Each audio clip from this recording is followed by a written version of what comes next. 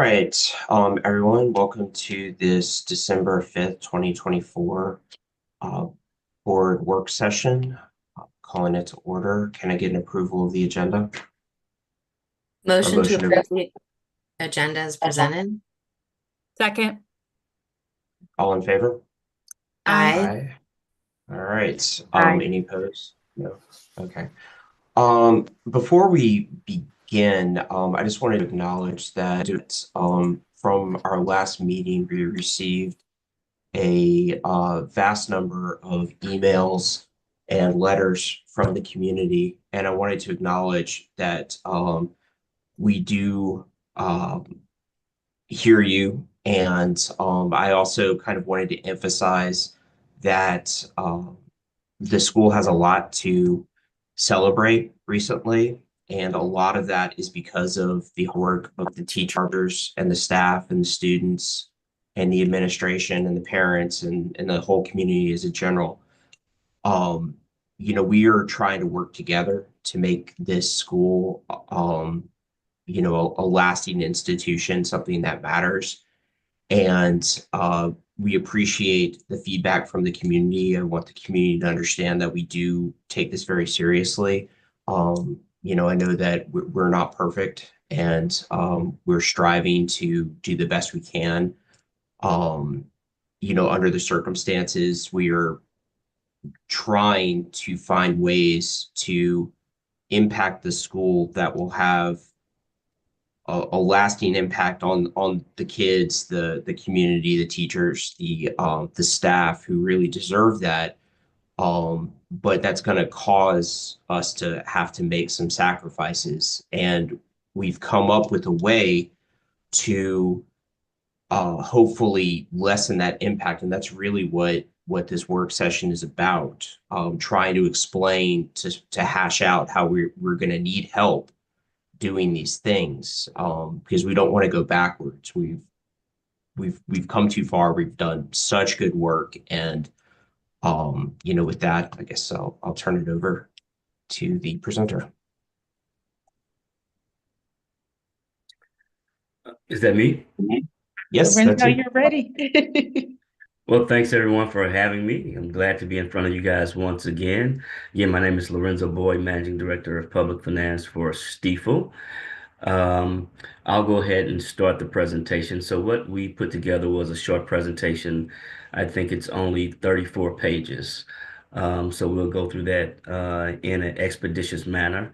It'll probably only take me 2 hours to present all the information that I have in front of you. I'm just kidding. I just wanted to bring some levity to and see everyone smile. Trent, I don't see you smiling. So I'll go ahead and get started with the presentation. I'm getting there. All right. So the first bit of information on the first couple of slides are basically looking at the school districts, the Maplewood Richmond High School District, their outstanding indebtedness. So this first page, can you guys see that first page? Okay. Okay. Awesome. So this is something that we put together for all of our school district clients that looks at all the outstanding indebtedness of the school district. And the first stanza that you see up top are the general obligation bonds. So we'll go from the June 2010 transaction. So in June 2010, the school district issued 3,370,000 of what we call Q-Scoobies, qualified school construction bonds. The principal amount outstanding is 3,370,000. It is non-callable because basically, as Chris and Dr. Jameson knows, that interest is subsidized by the federal government. Then you have your issue. There was another new money transaction back in July of 2015 for 6,100,000 even. Principal amount outstanding is 2,635,000. There is a call date of 3/1/2023. We haven't called those bonds because the current market isn't sufficient enough to refinance those bonds at this point in terms of interest rates.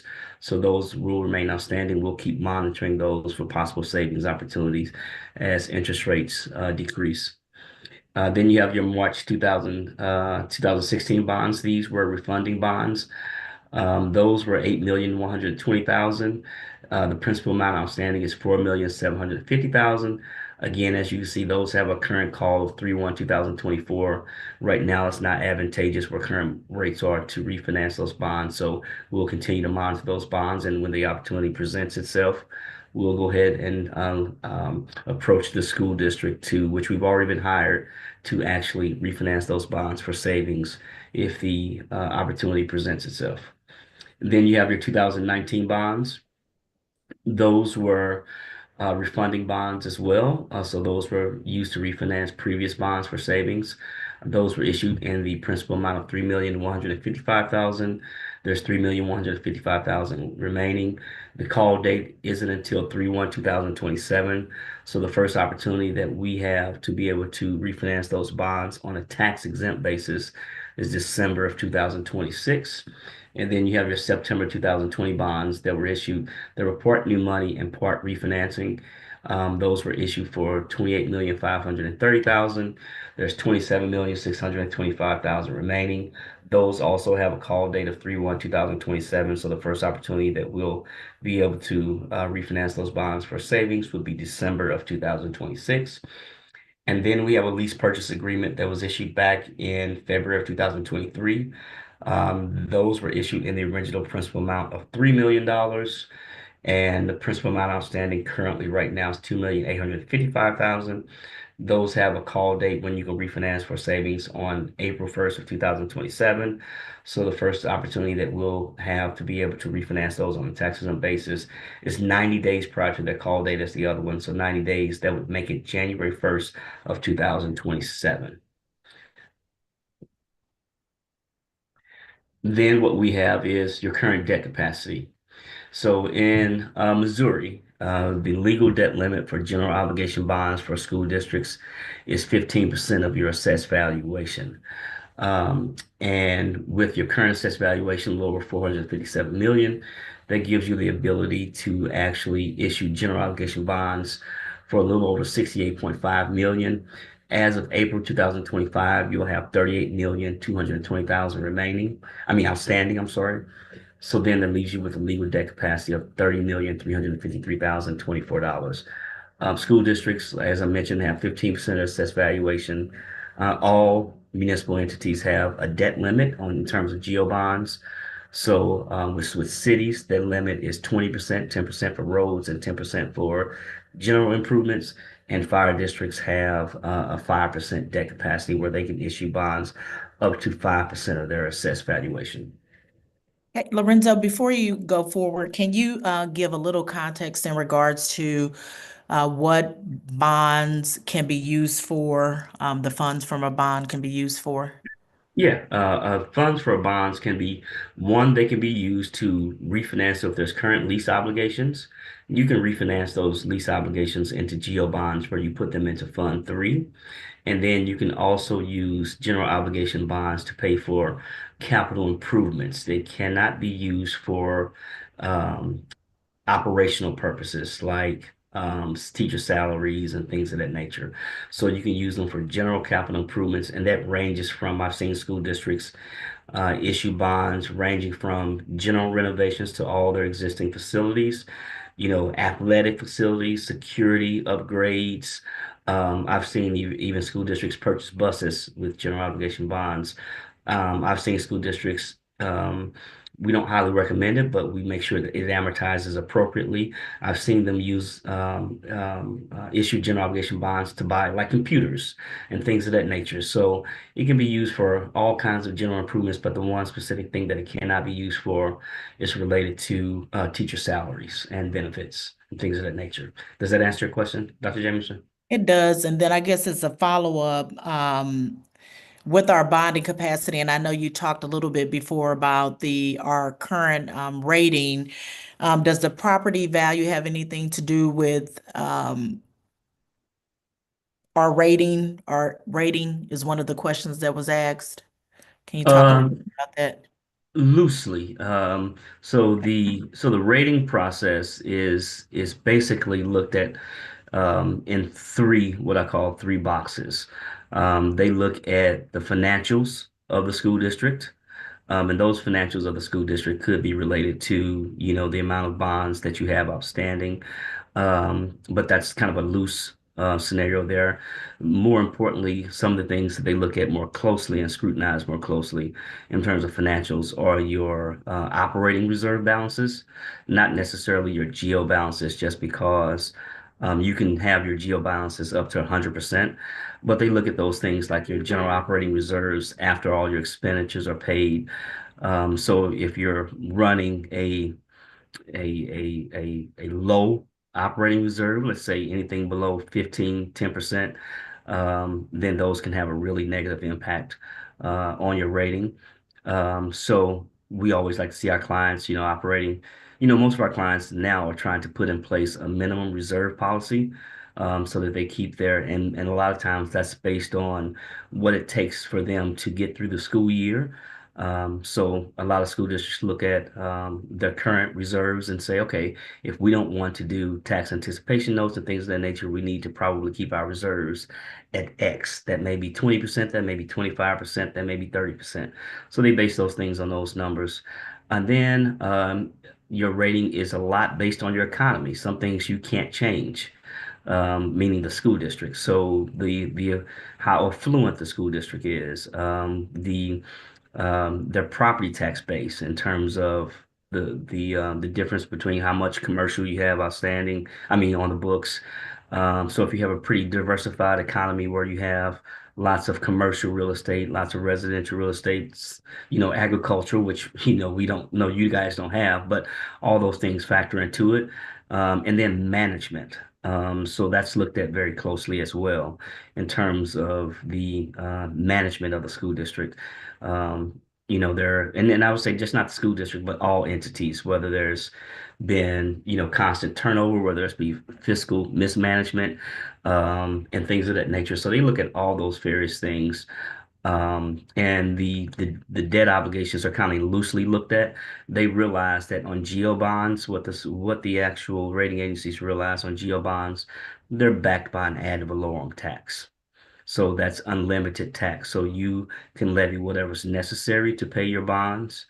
If you had a situation where you had lots of lease debt outstanding, I think that would be more of a detriment because those things are coming from your operating balances, and that could potentially take away from, your reserves. But with geo bonds, they know that those are unlimited tax obligations and the school district can levy whatever's necessary. So if you have those things in order, your house in order, so to speak, in terms of financial management, the economy. Like I said, it's not much that a school district can do in terms of their local economy. It is what it is. I mean, you can certainly try to encourage folks by going to community meetings to get more development in your school district, but that's kind of out of the school district's hands, so to speak, and financial management. And I would say the biggest thing, if you have sound financial management, you're going to be in good shape. And if you have a relatively, good economy base or stable, I should say stable economy base, then that's a great factor as well. Does that answer your question? I'm sorry, It that was does. Thank long. you. No, Okay. thank you. hmm So is there any impact from the actual debt fund balance? So if we drop that debt fund balance very low, is that going to impact our ability to our rating? I guess I should just say. No, so I guess that's a loaded question. Yes and no, it could be. Because what happens is they know in the state of Missouri, you're allowed to keep a 100% reserve fund balance. And so typically the rating agencies don't like to see that balance go below 30% or so, and that's kind of what we recommend as well in terms of keeping those fund balances. I have a higher fund balance threshold. I like to see 50%, keep those thresholds a little bit higher, just because it keeps you from having to navigate your levy. For instance, if you have a year where, just to give you an example, I live in the Hazelwood School District where we had situations where we had our local assessed valuation go down 30%. If you have reasonable reserves, you certainly don't have to raise your levy. You can take from your reserve balances to keep your levy constant. So my recommendation has always been to try to keep that fund balance around 50% or higher, but 30% is kind of the lowest threshold. Does that answer your question, Trent? It's so you mentioned more about the operating balance, and I'm talking about the debt fund balance. Yeah, that's what I was referring to. So we're just want to make sure we're talking about the same thing. Yeah, I was talking about the debt service balance when I was talking about Okay. those. Yep. Good question. Any other questions? We'll keep going. Okay. So here's without going into too much detail, but here's how we look at your debt capacity. So this looks at your assessed valuation, your bonding capacity. As you can see, that number is constant, 457, all the way down. That's being very conservative in terms of we know you're going to have some assessed valuation growth. But what you'll see is based on 50%, 15% of your assessed valuation, that bonding capacity is 68 million. You'll see now what you really want to take a look at is each year you're paying off debt. So you'll see in this column total end of year debt, you're paying off some of your outstanding principal. So conversely, what happens is as you start to pay off your principal, you'll see your capacity goes up. Your capacity goes up by the amount of principal that you're paying off. And then what you're allowed to do in Missouri is look at what you have as a reserve in your actual debt service levy, which is Fund 3. So you can take that and add that to your capacity. So just looking at that first example, you're looking at a capacity of 30,353,000. You're going to have approximately 4.1 million in the bank. Then that takes your capacity up to 34.4 million. And you can see how that flows all the way down. The debt map, this is kind of, as you can recall on that first page, we just looked at the total principal amount, but this kind of gives you what we're looking at in terms of all of your outstanding bonds based on principal amount. So we have the 2010 Q Scoobies, the qualified school construction bonds. You'll see the principal amount. Those for the final maturity for your Q Scoobies are 2027. They had an interest rate of 5 7/8. So you're actually getting subsidized by the federal government for that coupon. And you'll see there that you'll be paying off that completely in 2027. Then you have your 2015 bonds that shows the principal amount, their respective coupon rates. You'll see there the blue column. There was an amount that was prepaid back in March of 2024. You'll see those two amounts that were prepaid, 715,000, 1,285,000. The school district took some of their reserve balances in Fund 3 and used that to prepay some of your outstanding bonds, which you see a lot of issuers doing more recently. Then you have your 2016 bonds. You'll see those are fully paid off in 2027. So you only have 3 years remaining there. And you'll see the call dates for those different bond issues at the bottom, as you mentioned, as we saw on the actual first page. The 2016 bonds were refinancing. So those bonds were used to refinance the 2007 bonds, which you see at the bottom, for savings. Then you have your 2019 bonds. As you can see, those are paid off in 2030 with their respective. So the principal is not being paid, starting to be paid until 2028. So you'll pay those off in roughly 5 years. It's almost, believe it or not, 2025 now. So you'll pay those off in roughly 5 years. Then you'll have your 2020 A's, and you'll see there those go from their final maturity is 2040. Those were 20-year bonds because those were both a actual new money, and then also we used part of the proceeds the district did to refund some of their 2011 leases and put those into the debt service side. And then you have finally your lease purchase agreement, which was a private placement. And so those have a flat interest rate of 3.99%, and those go all the way out to 2037. So those were a private placement with a bank. Then you have your debt service levy on this page. So that's something that I created probably a little over 20 years ago just to give school districts an idea of how they're, it's kind of an Excel formulaic spreadsheet that we use that I started putting together probably actually a little more than about 25 years ago. And it goes from left to right. You'll see your levy year goes in 2024. You set your levy in one calendar year, and that is used to pay the debt service the following year. You have your assessed valuation. Then you have your growth. You see there we're being very conservative and using 0% growth. You have your current debt service levy of $1.35. that brings in approximately that next number, which is tax revenue. We're using a 5-year average, and you'll see there that the 5-year average is at the bottom, where we're looking at some of your collections were over 100%, but that's because you're capturing delinquent taxes. So people were not paying their taxes in previous years, and they're paying it the next year. So you'll see that amount go up above 100%. So the culmination of those 5 years is looking at 99.53%. So that's what we use for an average, and we think that's easily defensible in terms of just putting projections together. And then you have your state assessed, we're using an acronym there, state assessed railroad and utilities. Again, I'm just using the 5-year average that's usually placed into the debt service fund based on pro rata of all your other funds.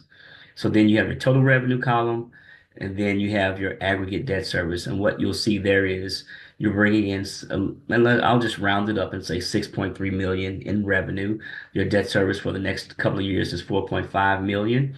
So you're actually going to grow your fund balance by 1.7 million a year. So you'll see that the difference is that's just, math. You're just subtracting the revenue, the debt service from the revenue.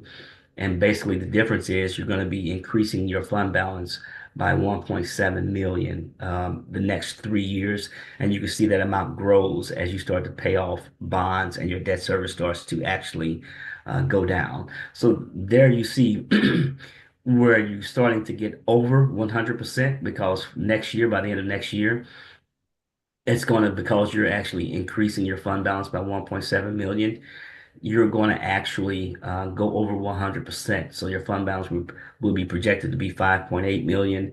The next year's debt service is 4.5. So that's going to bring you to about 129% of that following year. Any questions so far? Yeah, I just want to clarify. So the amount you're allowed to have in your reserve is the amount it takes to pay the next year's debt service. Is that accurate? Yes, so you're allowed to It's have whatever you pay this year, you're allowed to have another year's payment of what they call a reasonable reserve, okay. 100%. So if Okay. your next year's debt service is 4.5 million, you're allowed to have 4.5 million as a reserve, but you're going to be at 5.8. So you're actually Right. over that 100%. Right.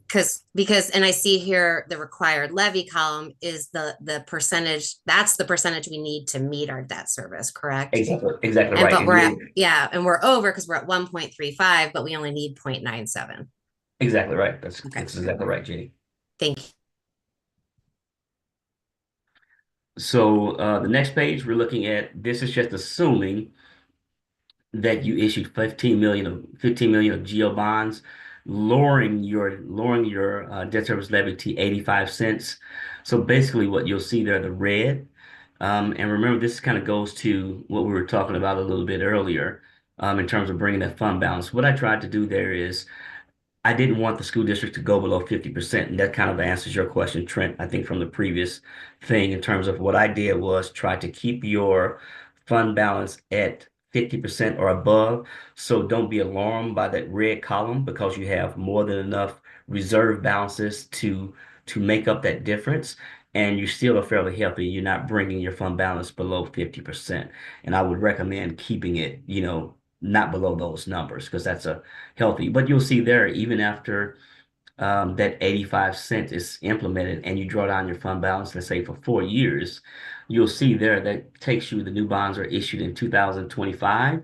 So you'll see there, you go over with no assessed valuation growth. And this is assuming no growth. So I know it will be quicker. I know it'll be quicker.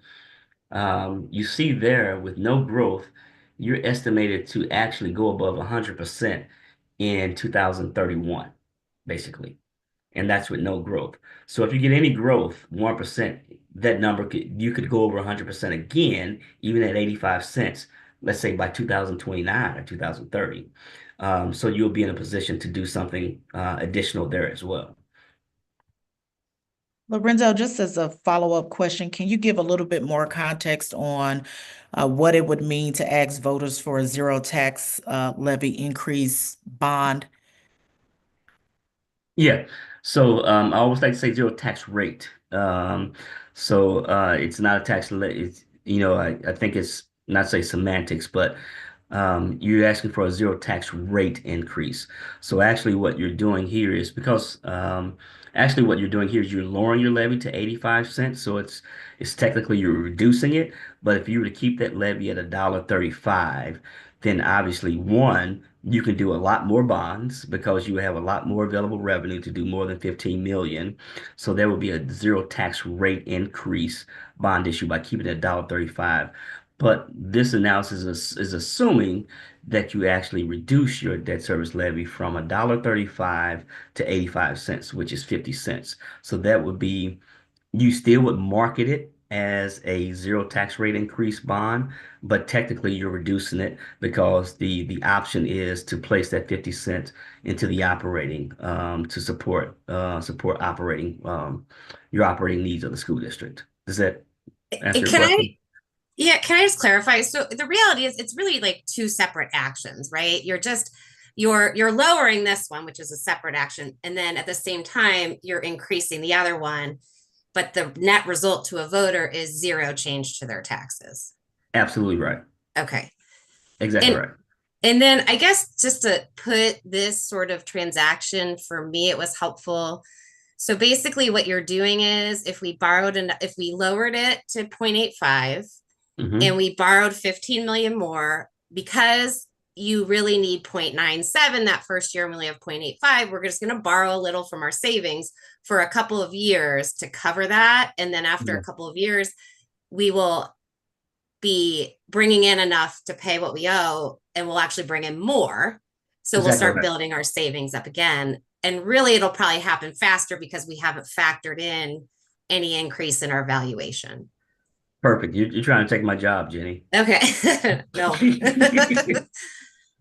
So Um, I have a question about, can we actually lower the debt service tax rate to 0.85 permanently, or, such that it's not every single year where we have to you decision, broke because up, Trent. otherwise it's effectively a tax increase.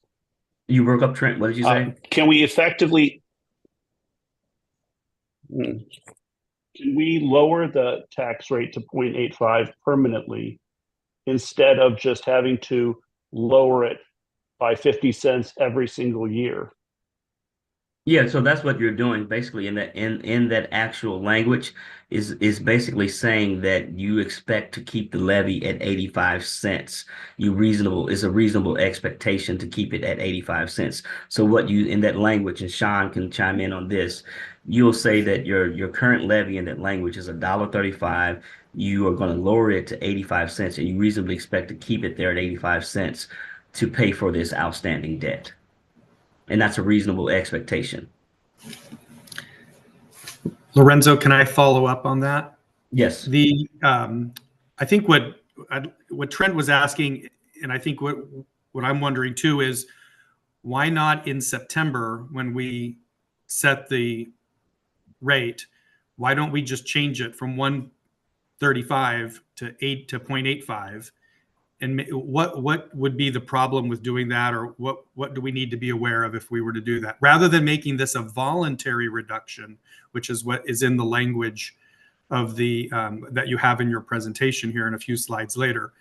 What if we didn't make it a voluntary reduction, we just reduced it?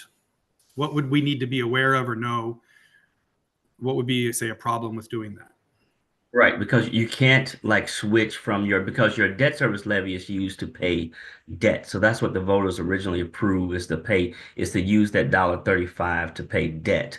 If you lower that, if you lower that to 85 cents, which you could do, then you wouldn't be able to really put that into your actual operating fund because that's not what it was voted for But originally. we're not putting money from the bond from Fund 4 into Fund Front 1. three, Right. We're not able to move the money from one fund to the other. We're increasing the levy to Fund 1, and exactly we're right. saying we're going to voluntarily decrease the amount to Fund 4. But why the voluntary piece? Why not make it? Well, and so that was my question, I think, for Mr. Flynn. Like, I think, can you include language that requires us to lower it? Which I think the answer is no, but I'm curious. Yeah, and my name is Sean Flynn. I'm with the law firm Gilmore and Bell, and I've served as a district's bond counsel for almost 20 years now. It's hard to believe. And so you are correct that when you go to the voters and you ask to improve general obligation bonds, uh, you are required to levy whatever amount is necessary to pay off the bonds coming due.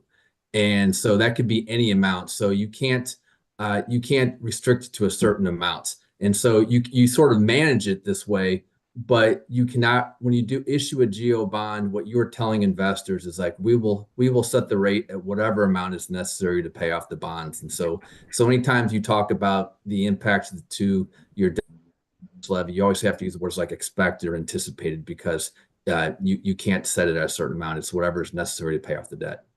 And so because we have a reserve, even though the rate itself that we're lowering it to isn't enough per se to do that, but because we have a reserve, we do have enough. And so that's how we get around that until we are bringing okay. And then Brian, I think, and Trent, I think we are doing what you're saying. That's how we effectuate it, right? Is that we ask the voters to vote on this, and then it takes effect in September when we actually approve rates. Is that accurate? Yes. Okay. Yes, and what Sean is saying too is the reason why when voters approve a GO bond, they're approving an ad valorem tax, which is an unlimited tax. So you as the school district say, we reasonably expect to set it at X, but you're not legally bound to that, because if something happens where your assessed valuation goes down 30%, I'm just throwing out a number, 30%, to something that you couldn't control. And now that 85 cents is not enough to pay your debt, and you have to raise it, even though you told the public you're going to keep it at 85 cents, and you have to raise it to $1 to make sure that you can pay your obligations, you're obligated to do that. If So you don't then have we enough money cannot, in reserves. right. So then we can't say this is a no tax increase levy, because that's not a guarantee. Right, it's a reasonable expectation. Go ahead, Sean. I know you're going to say No, something. that's correct. In fact, so anytime you prepare ballot language, you have to follow the statutory form set forth in the statutes, and the statutes require you to state what the expected impact to your debt service levy is. You're required to state that. Sean, just as a follow-up, have you ever seen any school districts that you support not follow through on making the changes as required? And then if so, what was the impact of that? I have not seen that. I've never had a school district go out and with their expected state what their expecting impacted debt service levy is, and then do something else. Now, maybe it did change a penny or two. I couldn't tell you if that didn't happen, but anything drastically different, I'm not aware of that set of facts. And I've been doing it for almost 30 years as well, and I've never seen it as well. Well, and it would take a fairly significant decrease in assessed valuation for that to happen, right? A very significant, Which and with doesn't a lot seem of like the factors. trend in St. Louis County. Well, a lot of factors would have to happen. Yeah. One, your reserves would have to be really, really low, because remember, you have 100. Most school districts operate with at least a 50% reserves. My clients, so then you would have to be operating at the margins in terms of having a really low fund balance. And then your assessed valuation would have to go down significantly to where whatever's left in your fund balance is not enough to cover it, and then you're forced to raise it. And those two things happening at once, I haven't seen it with my clients. I don't represent the 520 school districts in Missouri, but in St. Louis County, St. Charles County, where I represent a lot of clients, in Jackson County and in Kansas City, and a lot of the school districts I represent in what I call the college towns, I haven't seen it. Well, and it would make no sense for us not to lower it, because then we're still bringing in way too much money, even if we borrow, correct? Right. If you don't lower it, Since we're already at 100, we'd have to keep paying off. I mean, it'd be no. Yeah, you would have to either just, if you decide to keep it at $1.35, you would just use excess revenue to start defeasing debt and prepaying debt early with excess revenues.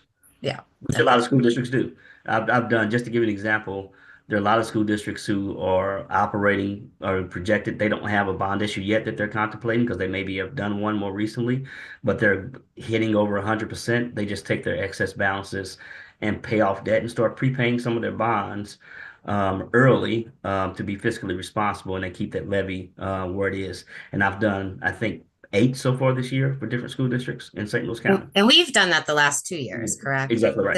Yeah. Exactly right. And there's no statutory prohibition against us setting a rate at a rate that when we already have 100% fund balance that we know will exceed that balance by, like, you can just keep the rate even though you know you'll go above the 100%. You just then have to pay off early. Yeah, you just have to pay off early or Okay. either do new. There's 3 options when you get to Okay. at that point. You either Okay. pay off bonds, reduce your levy, or Right. either do new money bonds. Okay. And when you do new money bonds, it eats up that excess. Right. Thank you. Next, next slide is showing the impact of 50 cents to your operating. That basically is just bringing you in, roughly $2.2 million a year. As you can see, it's going to be different because we're using no growth.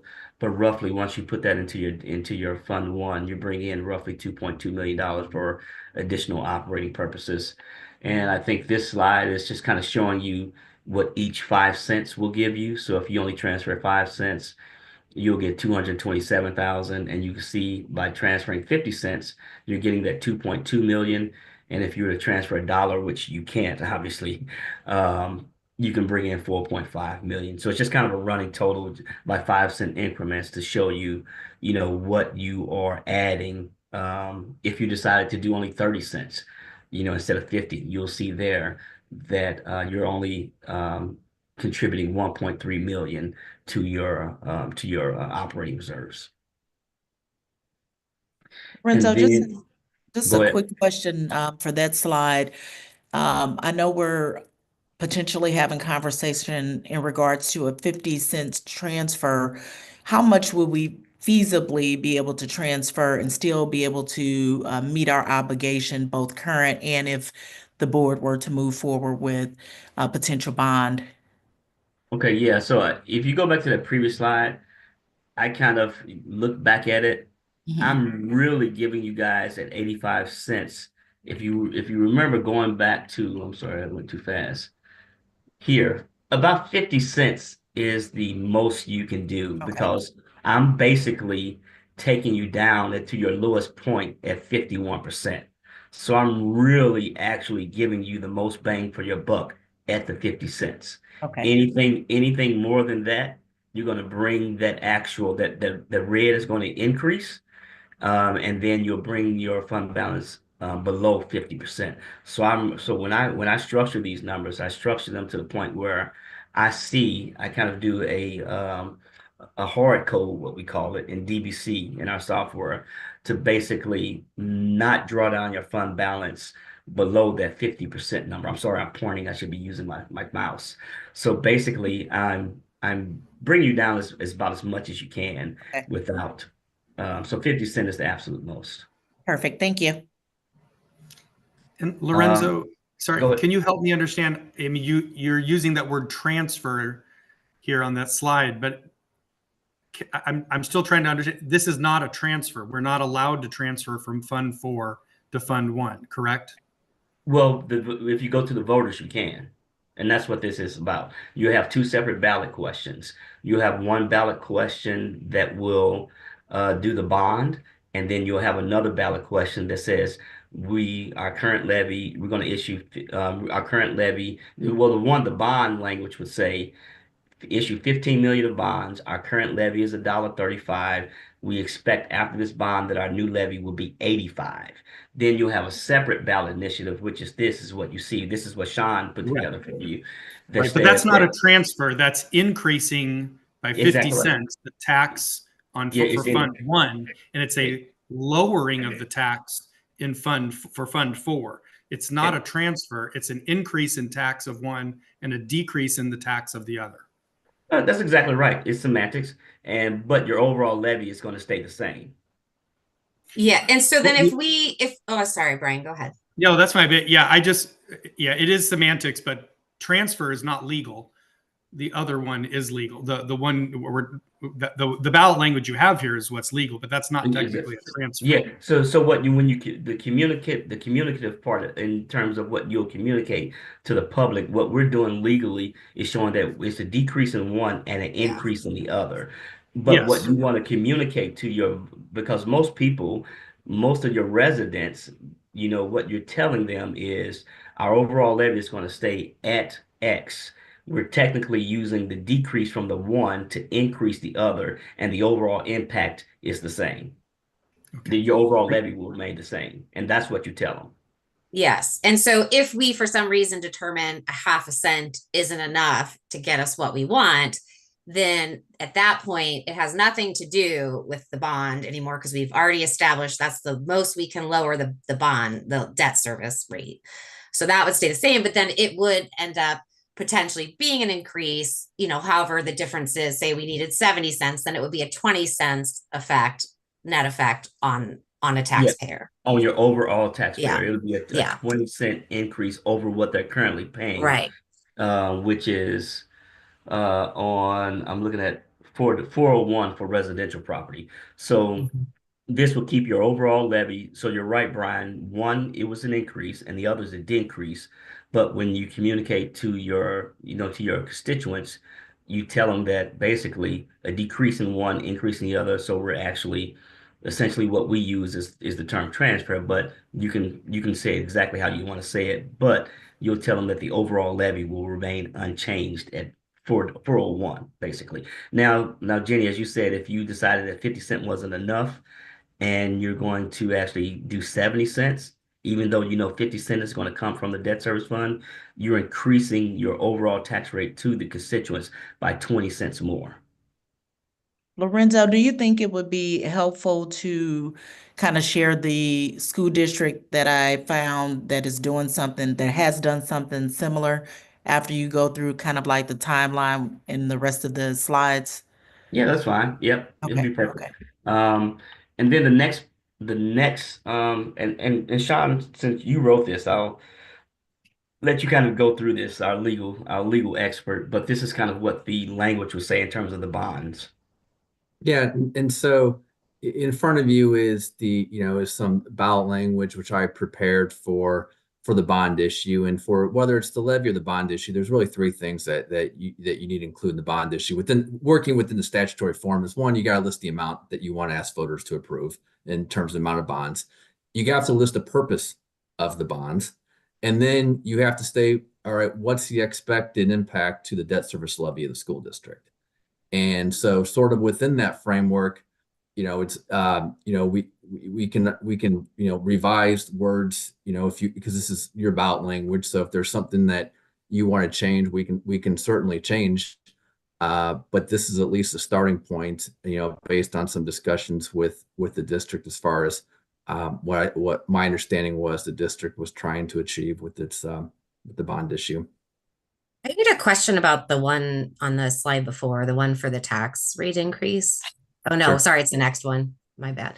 So I guess my question was, I was wondering if the last phrase that lists the increases to the different tax rates would make sense in the actual question, because that's what the impact of the 50 cents does, right? Is then those are what they'll be paying.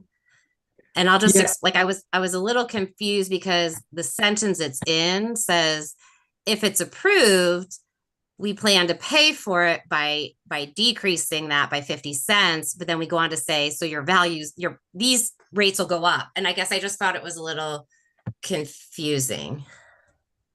No, you're right. It does get very wordy, this ballot language. But again, I always go back to the statutory form, that the question is, all right, what are you asking? What you want the voters to approve what the increase is. And then the sentence following the question says, all right, here's the impact to the operating levy. And so I do think, I think they do. Okay, need to so just I just am form. worried about people being confused like, I don't know, because it almost made sense to me to say, we want to raise it 50 cents per 100, which will end up making the rates this amount.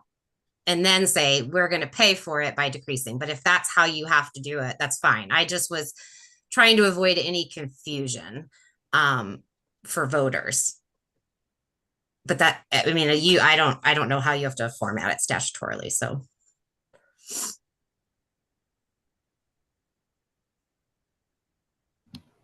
Yeah, I mean, we Well, can certainly take a is look to this- see if we can make some. Is this tweaks really to it. statutory, or is this messaging to the voter? Because couldn't it just be the first sentence? Shall the Board of Education of the School District of Maplewood, Richmond Heights be authorized to increase the operating tax levy of the district by 50 cents per $100 of assessed valuation for paying general operating expenses? Question mark. Do you have to have more than that? Yes, you do have to put the sentence Okay. afterwards. So that- Now, the first part of it is, you're right, there is some messaging in here, and that's the very beginning of that, where he says the total levy of school district is expected to remain unchanged. That is messaging to the So it voters. doesn't need to be there statutorily. That part does not need to be, no. But you want it there because that's where you're telling people how you're going to pay for it. Most school districts would want Yeah, to I would want that. put that in there, yes. But legally it's not required.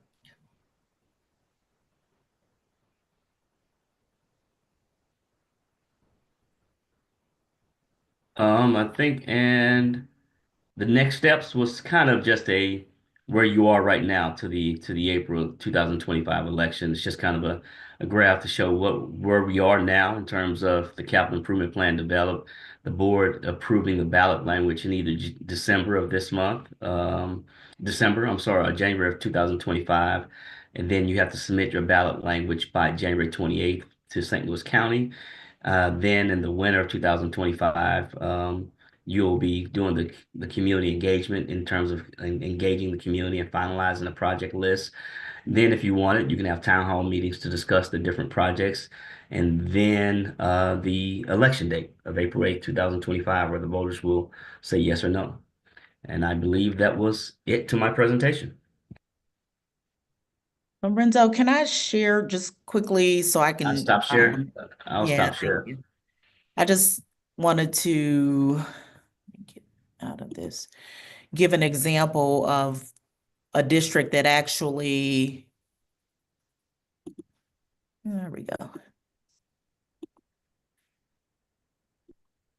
So this is a local district in Missouri, Clinton School District. And so I was doing some research in regards to what we're trying to do and really getting an idea for community and also for the board of what we're trying to do. And they are doing something very almost identical to what we are doing. So they're question 1 and question 2, and then the areas of where they're trying to invest. So their question 1 was zero tax levy increase. I believe that Lorenzo basically mentioned zero tax rate increase, and they were looking at a $4 million bond to look 14. at 14 million, thank you. Looking at enhancing safety in district facilities. And for us, as we talked about dire need for a track and field and also some other deferred maintenance. And then the other one is around question 2, zero tax increase or zero tax increase rate transfer that will support and attract retain. So when we think about salaries and benefits, but they went through and did a fantastic job of really outlining, such as what Lorenzo did, with what bond funds could actually be used for around capital construction projects, what levies can be used for. And then they also really kind of lifted up what would happen if either of these things actually didn't pass or whatever have you. And it was like, if it's passed, the projects are completed that are identified. And if it doesn't, nothing changes. And of course, you know, the tax levy would stay the same. I did have some conversation with Chris, and he was explaining to me that Clinton is a single tax rate. district and we are a multi-rate. I will not pretend to explain all of those details, but in essence, their process and what they're trying to do is almost identical. And when you look here at the bottom for question 2 and the actual visual they have for that, they talk about the tax rate and then the movement from Fund 3 into Fund 1, which our goal would be to support increases in teachers' salaries to attract. And so I thought this was a great example to really explain the information for community and would also give insight into how that looks. And so this information was also linked in Assembly. So if community or others wanted to go and look to see what this looks like in some of the language, it would be beneficial for them too. Lorenzo, anything I'm missing that was covered here? No, I think one of the things that they pointed out in their language was if both measures didn't pass, their overall levy would still stay the same. And if they both of them did pass, the levy would stay the same. So basically, that's the message they gave to their public, is that if you decide to vote no on both, our levy is going to remain unchanged. If you say yes to both, our levy is going to remain the same. So that's kind of the message that they created and told their public. And I think if you went back, you saw that both elections were passed. I think the bond passed with like 72%. I can't remember, and the levy passed with like 67% or something like that. And all you Question. need Oh, sorry. all you Yeah. need for you need 57% Okay. passage on the bonds, and you need 50% passage on the actual on the levy. So they passed both of them pretty handily. So that was it, Dr. Jameson. Thank you. Any other questions for Lorenzo or Sean before we transition to Chris? Yeah, Lorenzo or Sean, has it been the case that one has passed and the other has not? So Yeah. what if item 1 doesn't, what if people vote down the tax increase for Fund 1 and they vote for the bond issuance in item 2? We would still lower the bond levy to 0.85 in September, correct? Yeah, that did happen in my school district, Hazelwood School District, where they did put both on the same ballot, but it was just the opposite, Brian. What happened, the operating passed and the bond didn't. Okay. So in that case, what they did was, but that was a year when I remember it handedly. Dr. Chris Wright was the superintendent at the time. She later became the commissioner of education. She took it back to the voters in August because that was a 4/7 voter approval. She increased it by $5 million, the bond, and then it passed 6 months later. So I've seen situations where that's the only time I've ever seen it where one passed and one didn't. But in their case, the operating passed. Thank you very much. Yep. All right, thank you for that. We're going to move on to item number 2, which is the budget directive discussion. Everybody on the board has had an opportunity to provide input on the budget directive, and I think probably the best thing to do would maybe have sort of a general understanding, if you wouldn't mind, maybe Dr. Jameson just kind of explaining historically what a budget directive is, what the purpose is, and then we can sort of go through by list of people, starting with Linda, going down Trent, Jenny, Christy, and Katie. Is it okay if I allow Lorenzo and Sean to jump off? Oh, absolutely. Yeah, I'm sorry. I thought that was understood. Yeah. Thank you, Thank you guys. so much for coming. Thank you. Thank you. All right. Thanks, everyone. Glad to Thank see you. everybody again. Bye. Chris, I'm going to have you to jump in to talk about the historical nature of the budget directive. And then, Josh, if you have any questions of us, we'll answer those. Sure, no problem. Good evening, everyone. So the budget directive is the document that the board creates in cooperation with district management, district leadership, to set the priorities for the next fiscal year. So we take a critical look at the work that we're doing in the school district, and we estimate the amount that it will cost to do those things, and then the directive is then set to meet those. And included in that is the fund balance target, the ending fund balance target for that fiscal year. So at the last meeting, we presented a draft of the budget directive, which looks a little bit different, but accomplishes the same goal as some of our previous directives, focusing on equity, making sure that we're directing resources towards our achievement gaps for our traditionally underserved populations, et cetera. And then setting the fund balance percentage at the end of the year at 30%. So I know that there was some discussion around those things. I have there are two copies of the directive. We've got the original draft that we presented in November, and then we have a red line copy. Which one of those would you like me to bring up on the screen? You can bring up the red line copy, which is well, actually, you know what? Why don't you just bring The up the original. original one, Yeah, because Jenny the will original. go through her Okay. when she's got her her presentation. So I think that I don't really have any questions myself, and so I don't want to take up other people's time regarding this. So if you want to start with Linda, what your thoughts are about the budget directive, and kind of we'll just go down the list. Okay, cool. Just like Josh said, I'm not going to take up a lot of time. Just go straight into it. What I feel about it.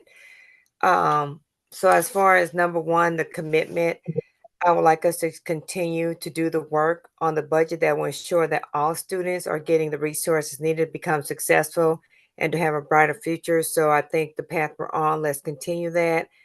Along with that, using data to make sure that we're addressing those issues when it comes to our students who are marginalized or underrepresented. And the funding, to me, I feel like we have a lot of funding used to help the teachers and the students with organizations within the school. But what is it that we can start using funding for outside the school that they can get help, even the parents? Because I think it's helpful if parents understand what's going on in order to ensure that their child understand what's going on. I remember when my granddaughter was in elementary school and they did a math night to help us understand the new math. I mean, that was very helpful, and we were able to help her with her math. So what organization outside of Maplewood that we can start utilizing to help our parents out along with the students? Saturday tutoring, things like that. I know my church does that, Saturday tutoring to help the families. As far as number three, curriculum and instructional resources, continue to do the research and implement the best resources for our students to achieve their goals and to get them on a path to graduate, because that's our key. Let's continue to have that 100% graduation rate that we're having at Maplewood.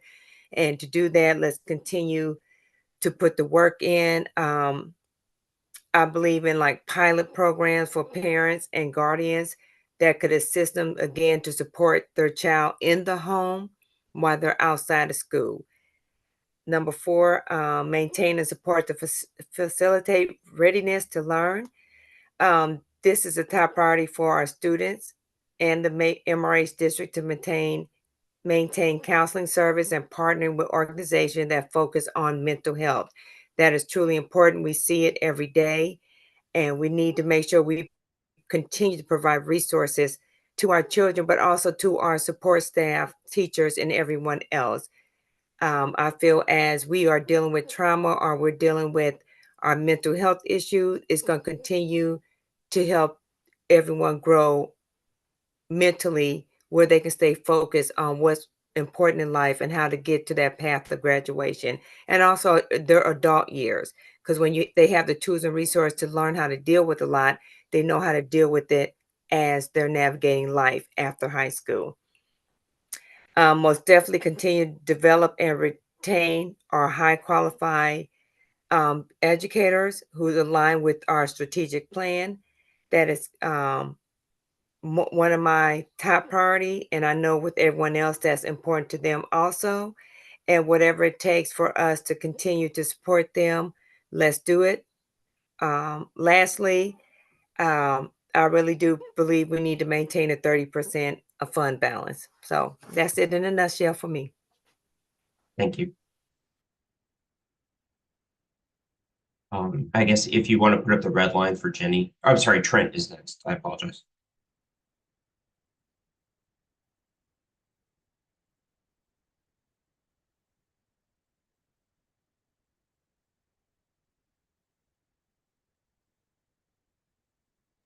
You're muted, Trent. I think we should just start editing this document line by line instead of having each person go through, unless you really think it's going to be beneficial for us to reiterate what's already on Assembly. I think that I think that it's important that we have a chance to sort of talk about what we want. Can you just share like your philosophy about how you approached it, maybe, and then when we go, Sure. that's sort of what I was going to do. That I'm trying to put some specifics to the directive. I'm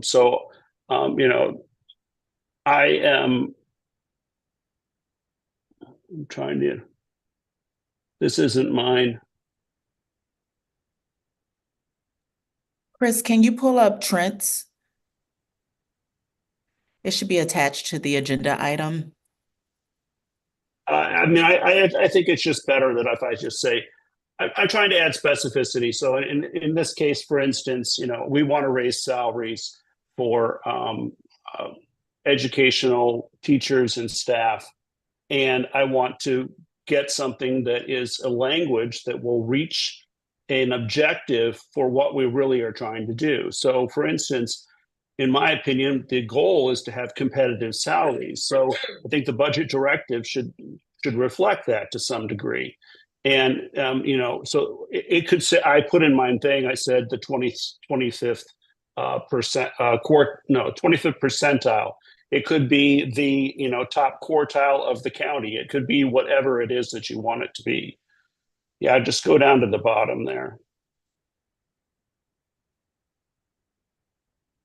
For instance, in number 4 here, so the targeted goal of 25th percentile. And then in number 5, I'm basically advocating that we have some sort of infrastructure and maintenance budget. I mean, currently we have about $200,000 for maintenance in our budget, and we have around $200 to $250 million worth of infrastructure. And the idea that we only have $200,000 in order to solve maintenance problems is kind of crazy. And I think we ought to have that reflected in the budget. And then overall, I'm, the initial value was 30%. I put 35%. I think that really the message here is not that we want any particular percentage, but that we want a fund balance that can protect us from any unforeseen adverse acute events. So this would be emergencies of some kind. And then also to be able to take care of opportunities as they arise, should we need to purchase land or a building or whatever it is around the school. So we need some money there in our fund balance.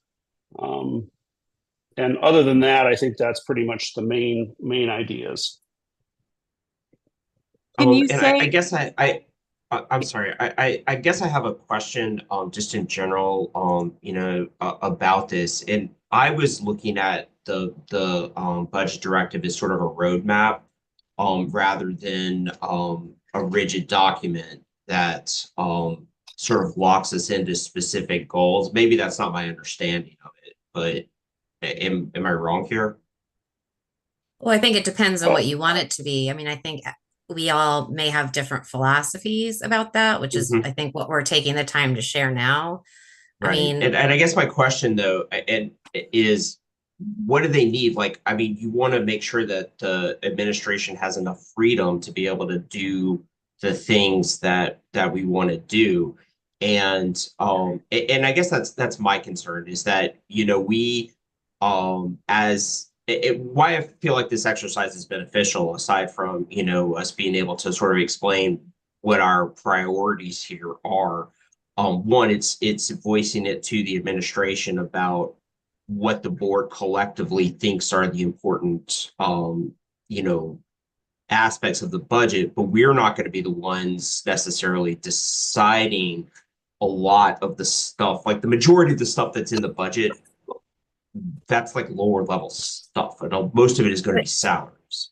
You know, you know, we're just kind of guiding the boat So along here. can I You know, kind can of. I suggest that we Wait, each Katie has take, her hand up. I know you go probably ahead, can't Katie. see it, but Katie has her hands up. Oh, I'm sorry. Yeah, go on, Katie. We'll get back to you, Jenny, just a second. You're I was muted. gonna ask Trent, could I ask Trent a question? I noticed that he had removed in his piece around support services. And just wondering what the rationale was for that. I see it there. Because there's only 5 bullet points in his, but the Number 4 says high quality educators, education and support staff. but the counseling and Okay, that's the one that might be missing. yeah, like the wraparound services kind of piece. I did not redraft the budget directive exactly as I thought it should be written or something like that. I thought that we wanted to sort of put forth our ideas on what the budget directive might include, and I expect other people to have included other aspects. I think, you know, trying to talk about what's not there, I don't really see how that's productive. Well, I think I Trent, guess- it's a question like, I think the question is, I think like I'm okay with the six buckets that were in the original one. Are you okay with those original 6 buckets? You may have some wording change. Sure. I mean, And then you wanted to found- add a I found the 7th. original to be very wordy and extremely vague, and so I was trying to put Right. a higher measure of specificity to the items.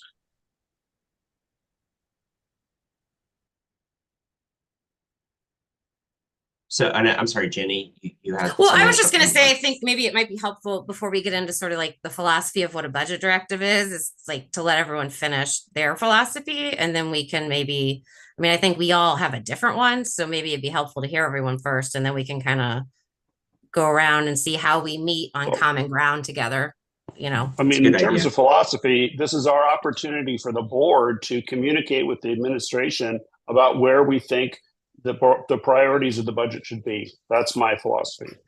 I'll shut up from now. Jenny, Okay. go All ahead. right. So, Before you go all and right. tell So your you're up. side.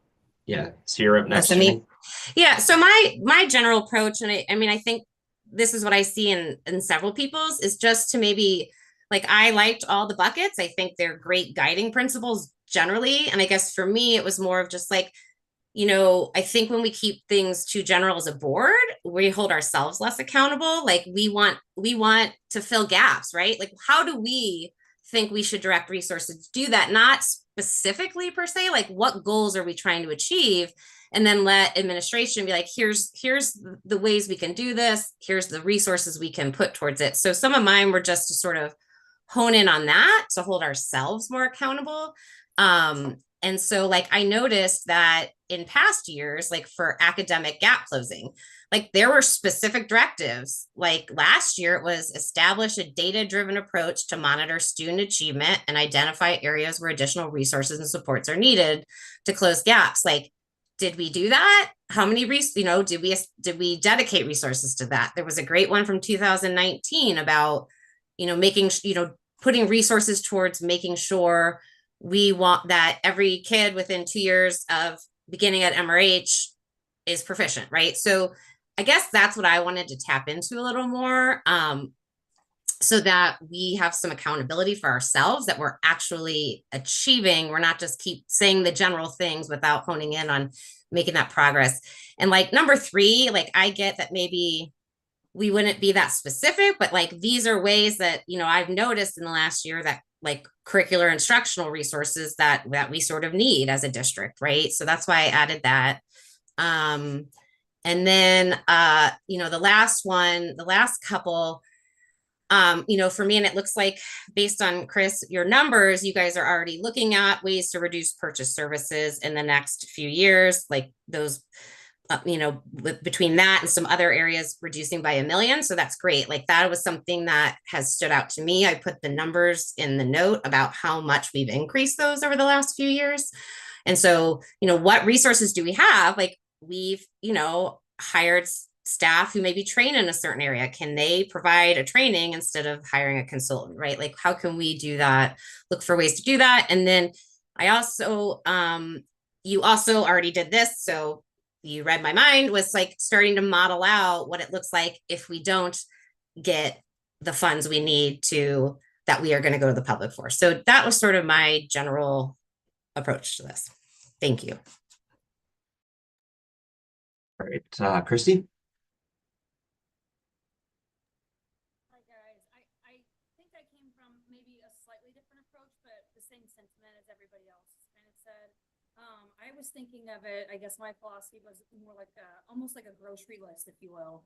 I know that the specific items that you're going to purchase with the $100 you have for groceries in the budget is done more by administration and at the school level, but I guess I was looking for a little more specificity also in terms of, like the meal planning. So I didn't really give specifics under each of the priorities, although I agree with those priorities. I just was thinking maybe that there might be a little more direction with them and just a little bit more, specifics on, for example, when we talked about the closing the gap, are there certain things that we have in mind? I mean, how would we know what amount to set aside for a specific priority unless we have some things in mind that we're looking at doing or implementing or what have you, or purchasing or whatever it might be.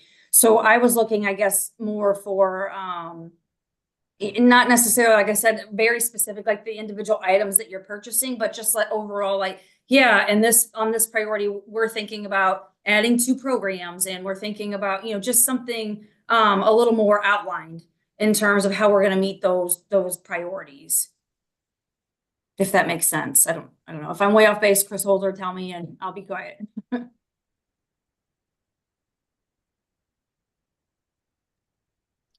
Okay. All right. I guess we'll go on to Katie.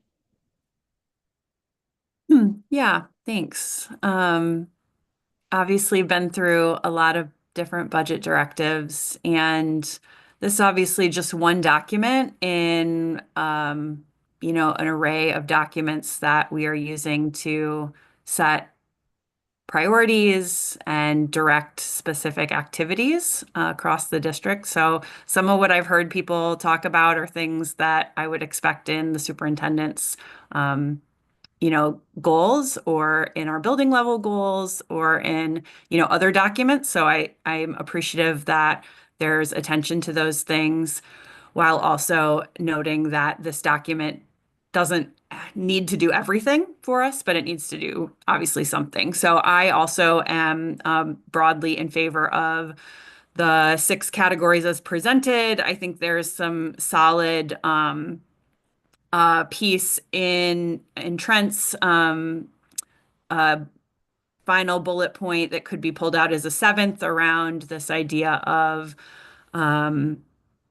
funds for our ongoing maintenance and care for our facilities. Would want to get a sense from Chris Holzer and others about what the impact of that would be, since that would be a bit of a shift from the way that we have, over at least the past 10 years been handling our maintenance. And then, obviously, just, continue to want to call out the historical kind of perspective here that, since we were just talking about tax rate setting, that we are on an expected trajectory that the board of 2016 put us on.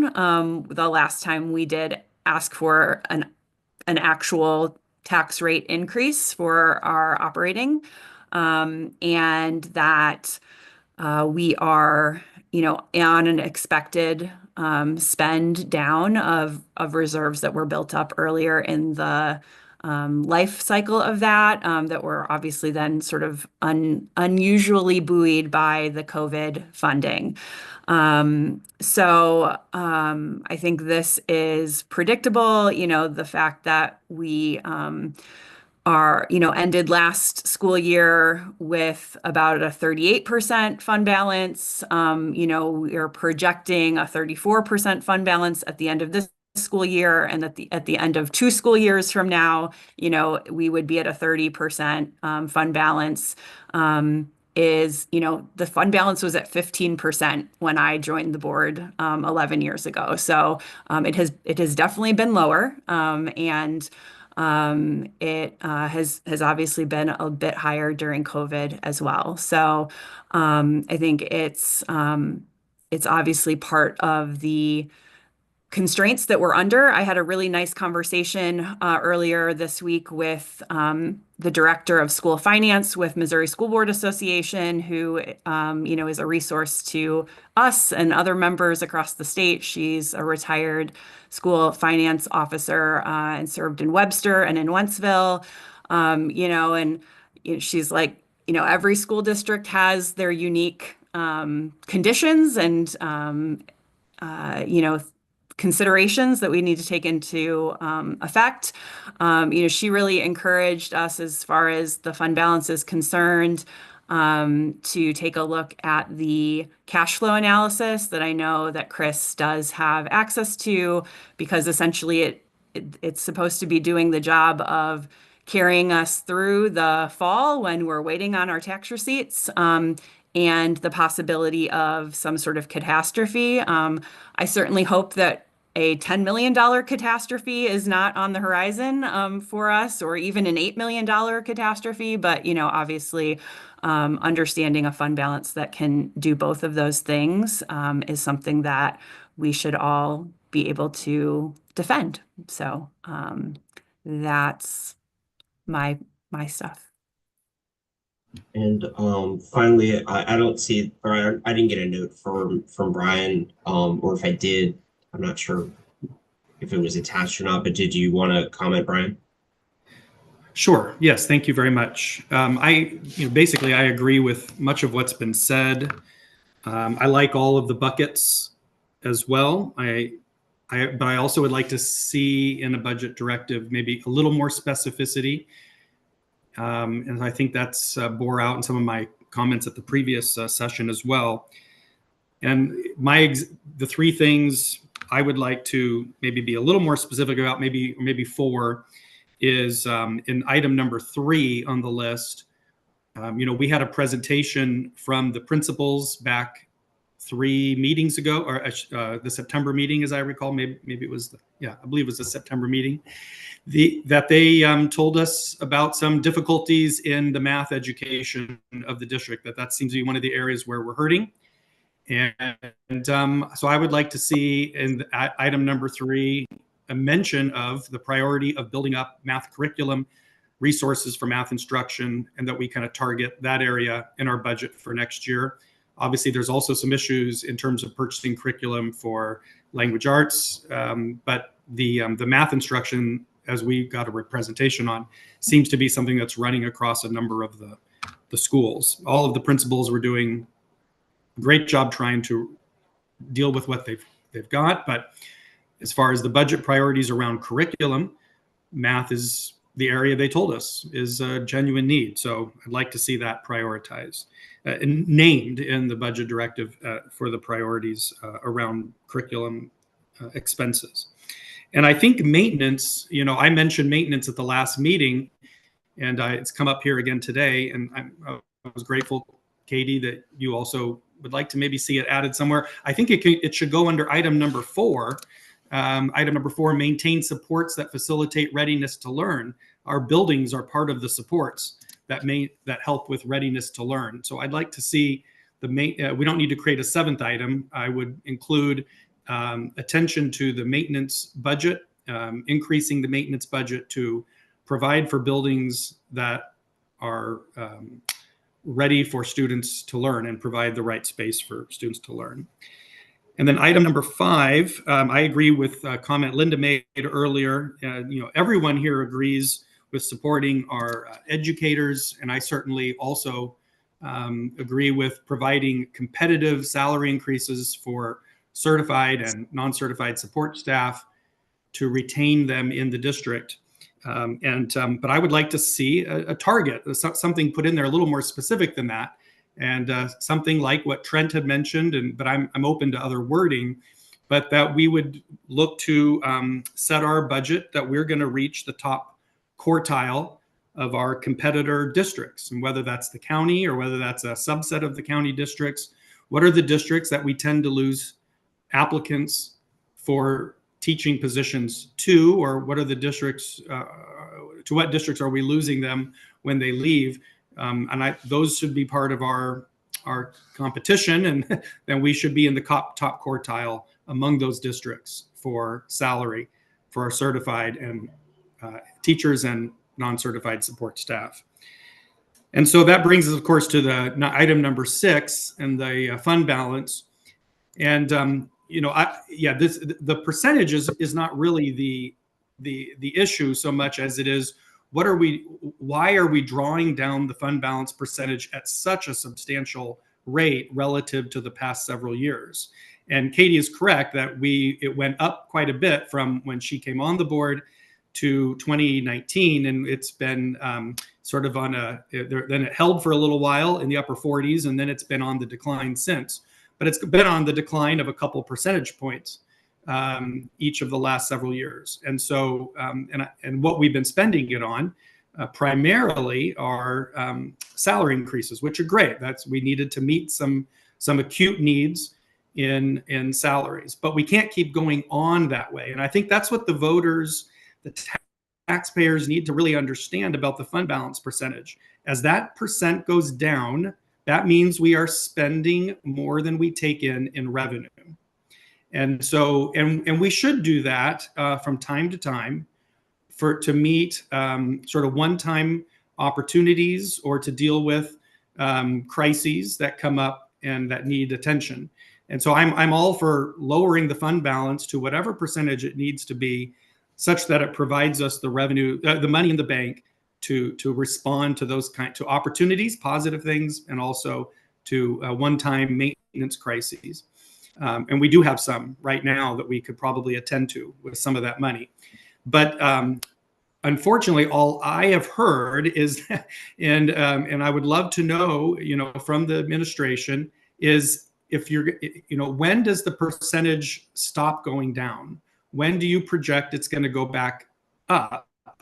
If you want to go down to 30%, I think that's a substantial drop in a very short amount of time. I'd like to see it go to maybe 30. Well, I had said 36 last time from the 38.7, but it could go to 35, 34. I mean, it's not the percentage so much. It's why are we dropping so much?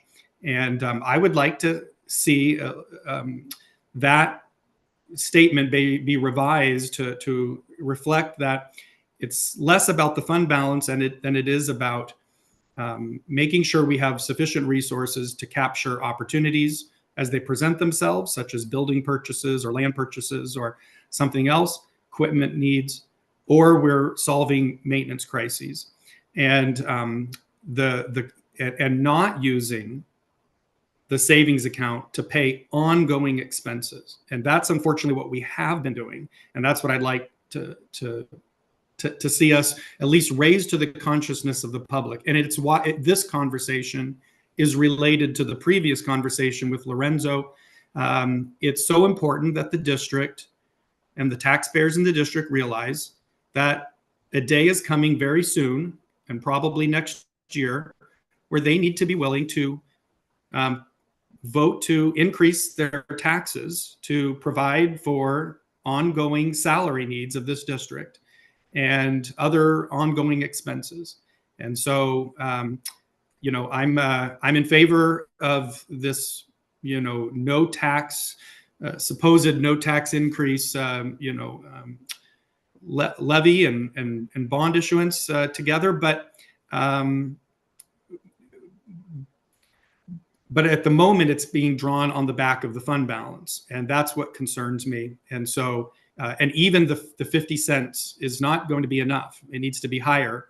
And that's why the fund balance is projected to continue to go down. And so all of that to say, there was a lot of concern about the fund balance.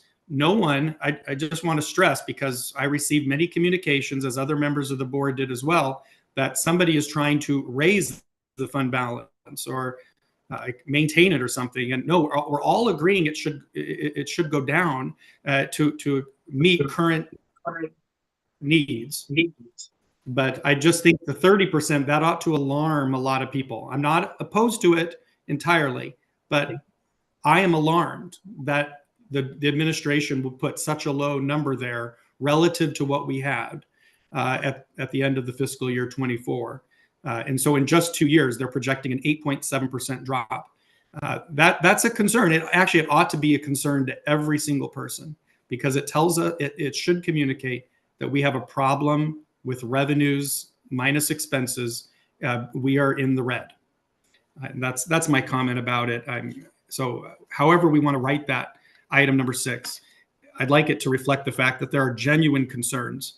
And in fact, that this whole board is so concerned that we don't think the voters will give us a tax increase. That's why we're trying to promote this no tax no net tax increase levy situation. In fact, it was even in the wording that I was pointing out earlier. We're so concerned the voters won't give us more money. Well, why don't we just tell them why we need more money? Why don't we educate them and say, look, to maintain a high quality district, it's going to cost more money, and we need the money sooner rather than later. And so I think we ought to be working towards that, and not use the fund balance as the way to meet those needs. The voters need to agree to fund the kind of district they want. And if they choose not to, then we have to live within our means. And they choose to give us just shy of $20 million in local tax revenues each year. Somehow we need to find, with that and the state and the county and this federal revenues, we need to find a way to live within those means. But the fund balance percentage dropping is showing that we're not doing that. And so anyway, that's the end of my comments there.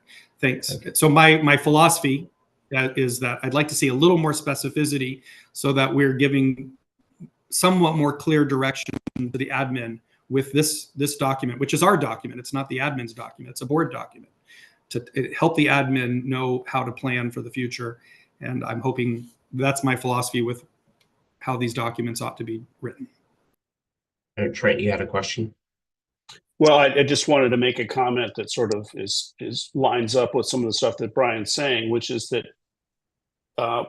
we've undergone historic inflation and everything's more expensive, but we cannot raise taxes automatically with the increase in assessed value. And so we have to have some means of doing that. And so we do need to go out and ask for more tax-based revenue to fund our school districts. And so at this time, we're trying to do this best job to sort of blend together a number of different things, which is cost cutting, which is also taking something away from the fund balance. But then we also are trying to look at increasing revenues and then issuing a bond in order to pay for some of the maintenance that we've let go of, frankly, for a long period of time. Right. And I think that, you're absolutely, both of y'all are absolutely right about the reality is that, people are going to have to decide what they want from the school. Obviously our biggest challenge with retaining our talented teachers and staff is money, right? I mean, it's one thing that we can provide a great working environment. We can provide, support in other ways, but ultimately it is really just about money. And the community also appreciates the things that make MRH special, the programs that we have. And this will kind of lead into a little bit of what Chris has prepared for us, which is a good outline of what does that look like if we are, enter an age of austerity. What does that look like? And all we can do is try to make these decisions that are going to best impact the school. But you're absolutely 1,000,000% right that we need the community's input on what are they willing to do. Are they willing to support a tax increase? If that's what they are willing to do, then maybe that's what we do.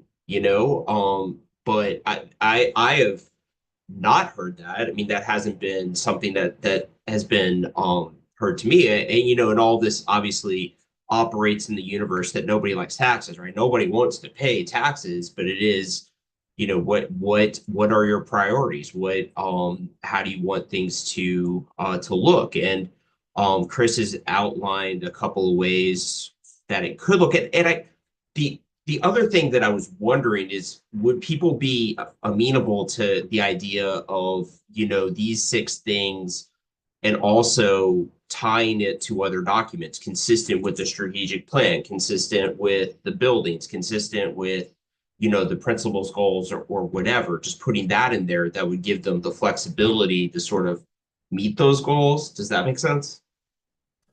So I think that could be part of it. I think if we went through each one and kind of shared how, like, if people had ideas about how they might modify it, I don't think any of us is looking to say you must spend $100 on this, right? It's more like, like Brian pointed out, math is an issue. So, hey, like, however that wording works, I mean, I don't want to tie only to certain things because I think then that is limiting if you're saying, oh, you know what I mean? So, like, I think maybe if we went through each one, that might be helpful.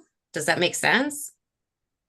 Or I no? mean, that makes sense to you. I mean, frankly, I was happy with what you had written, Jenny. But if people think I would say my preference is to start with Jenny's document. And if we have to add on, use that as the document. Well, I'm curious if Dr. Jameson and Chris feel like they have a better understanding of the various, thinkings of board members in a way that might make sense for them to use the feedback to integrate. Because I do think we're going to need to find some happy balance of the level of specificity in alignment with all of these other things, because we already have invested in math curriculum that is being piloted right now. And so, maybe we aren't going to need to actually spend quite as much next year, but you and I don't know that, Brian, because we're not the ones implementing the curriculum, right? So I guess that's a question I have for Dr. Jameson and for Chris. Is this feeling clearer to you all around possible modifications to this? Chris, can you pull up the original document? And I took some notes as everyone was speaking and also have the information that was shared. So thank you for that.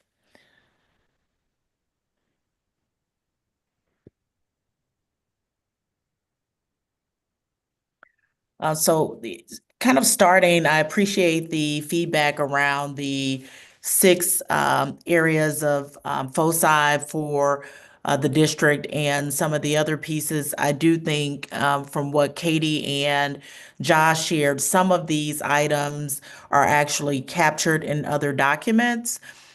So for example, develop and the retention of highly qualified staff, prioritizing competitive salaries. One of my goals is actually to place us in the top 25 percent of the St. Louis County region. And we've already started scaling out for that. And we know what the number is for that in order to get us there. And are even looking further. So I think for me, I think the buckets are adequate for us to drive the work that needs to be done. And I think for the goals that are already established. So to kind of, I think Brian and Trent, I believe, mentioned the need for math materials. We are already allocating resources for math materials, and then those items would actually come up in either principals' presentations or the board would see it through the warrant list from purchases that we made for those items. So I I believe that, the way that it's written, it gives us some leeway, because I would also say that there are other areas from an instructional standpoint where we want to have the flexibility to be able to close those gaps if we're talking about looking at groups of students who are not necessarily moving. But I did take a note around the maintenance piece and adding that, and I believe that Brian indicated item 4 would be a great place to put it when we talk about readiness to learn. And so I would like to be able to take the feedback back, make some changes, look at Jenny's document, and then bring it back in December, the December 19th board meeting. Is what I would suggest. But I think what we have here captures everything. And then some of the things that were actually already stated are already outlined in other documents. And so this is really, for me, when I think about the feedback from the board, is where do we want to make sure that we're spending the money? Now, from an accountability standpoint, is what I'm hearing is like, how do we know that we are doing the things that are outlined in the budget directive? We can work to give updates like we normally do as we talk about maintaining the fund balance. Chris already does that during the board meetings. But as far as developing and looking at the salary increases, we can give updates on where that information is. I don't necessarily think we need to specifically put the 25% in, because it's already living in a document that I have. So that's kind of my feedback. I think all of the feedback that was given provides me with the level of specificity, but I don't necessarily think it needs to live in this document, because some of those pieces are already living elsewhere. Well, I guess I'd like to say, I guess, this is sort of our document to say, like, this is what we as a group also just are looking at to prioritize. So for me, as long as it's matching, I guess I don't see a harm in including it here as well. So like, for instance, like to me, like, because what I'm saying is, yes, I want to develop and retain, we all do. And this is not like, we're not like, this is just a direction, right? It's not set in stone. It's not like we're saying, this is where we want you to go to. And if it matches, that shouldn't, I guess I don't see it's a problem if it's duplicative. Because it's to me, this document is also to hold us accountable, right? Like that we're following the priorities that the board has set. And so I don't think that hinders to say we want to aim to get into this, right? I guess I don't know if anyone else disagrees, but like, I guess I'd like to see if people had, I'm the only one who offered alternative text. I don't know if people have alternative text they would like to offer, just to throw out to the group to see what their thoughts are on their changes. I agree with you. Like Jenny. I said, yeah, like I said, I think the only thing that would be helpful is maybe just to say consistent with wherever other document is. And in fact, the great thing about Assembly is you could hyperlink to it. It'd be like, as seen in this or whatever. Like you could put the budget directive as, as emphasized in the building plan, as emphasized in, well, I guess you're not necessarily going to see goals and stuff like that, but you would see it in the strategic plan and maybe as reflected in map testing or something like that.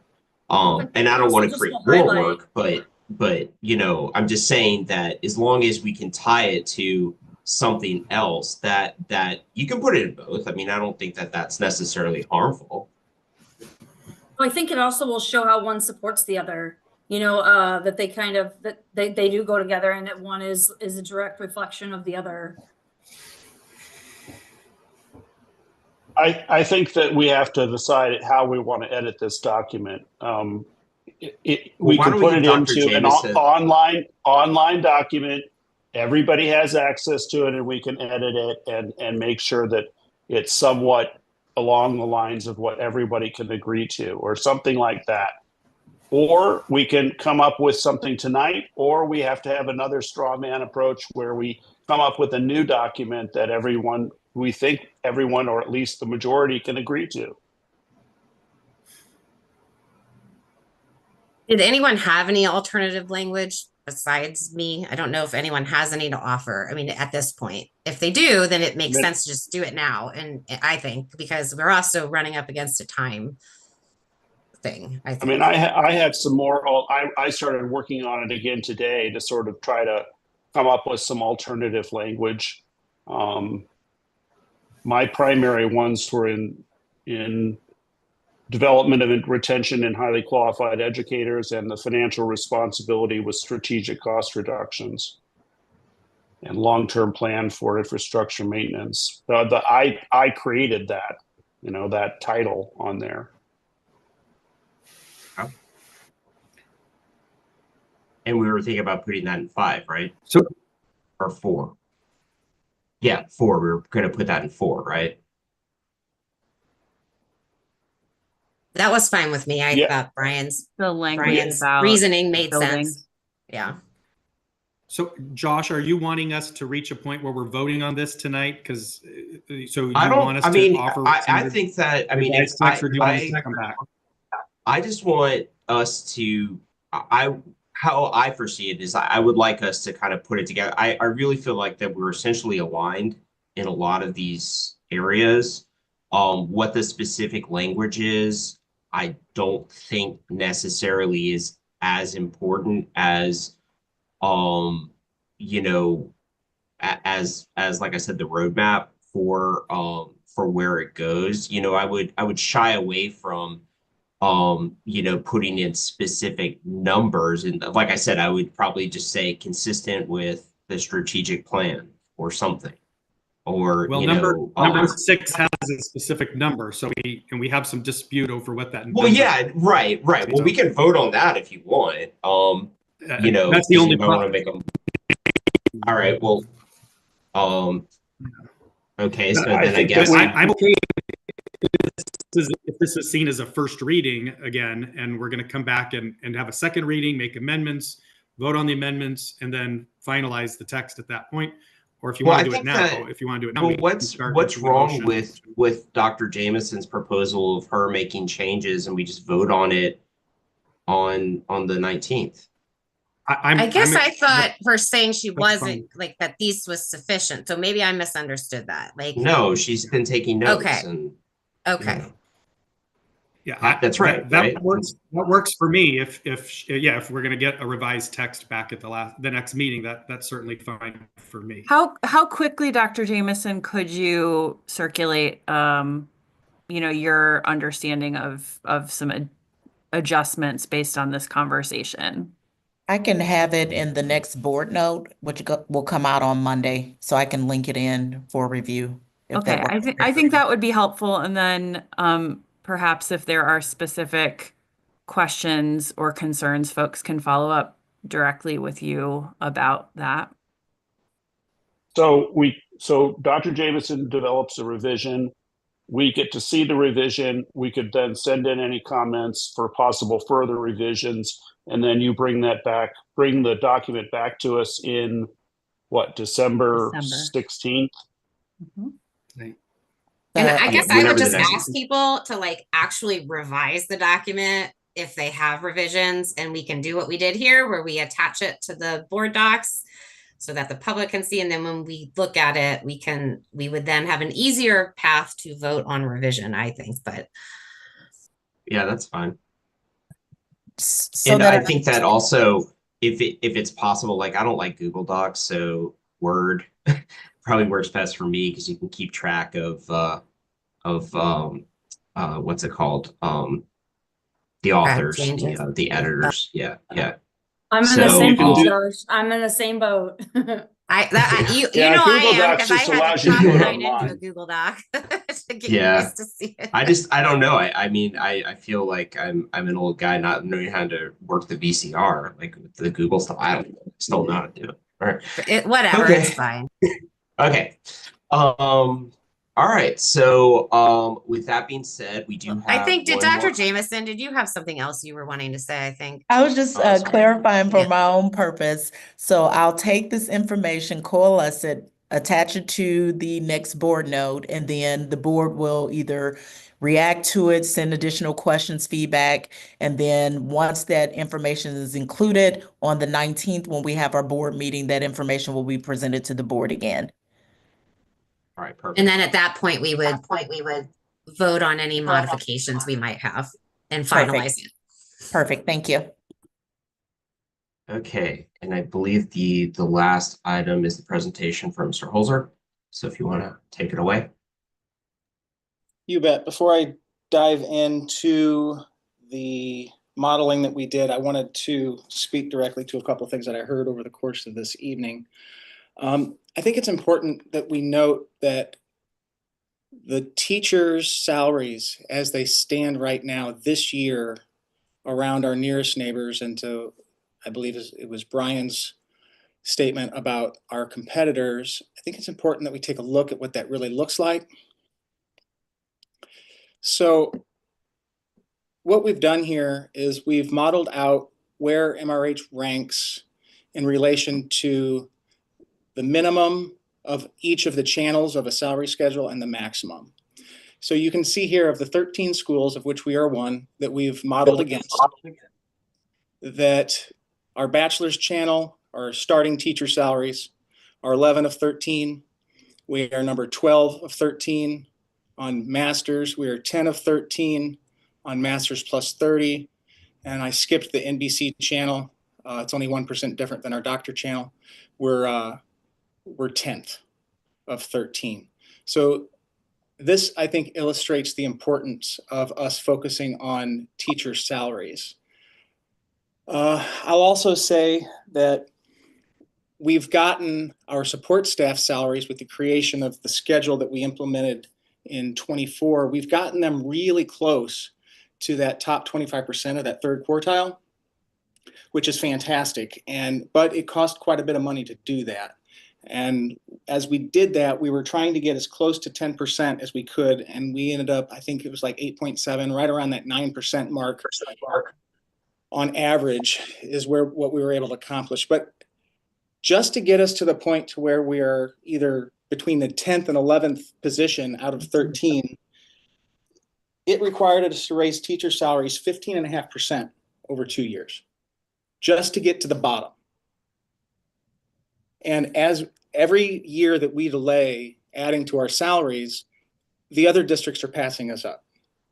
So who's to say if the increases that we're able to achieve for our teaching staff next year is going to even be enough to move us out of this position?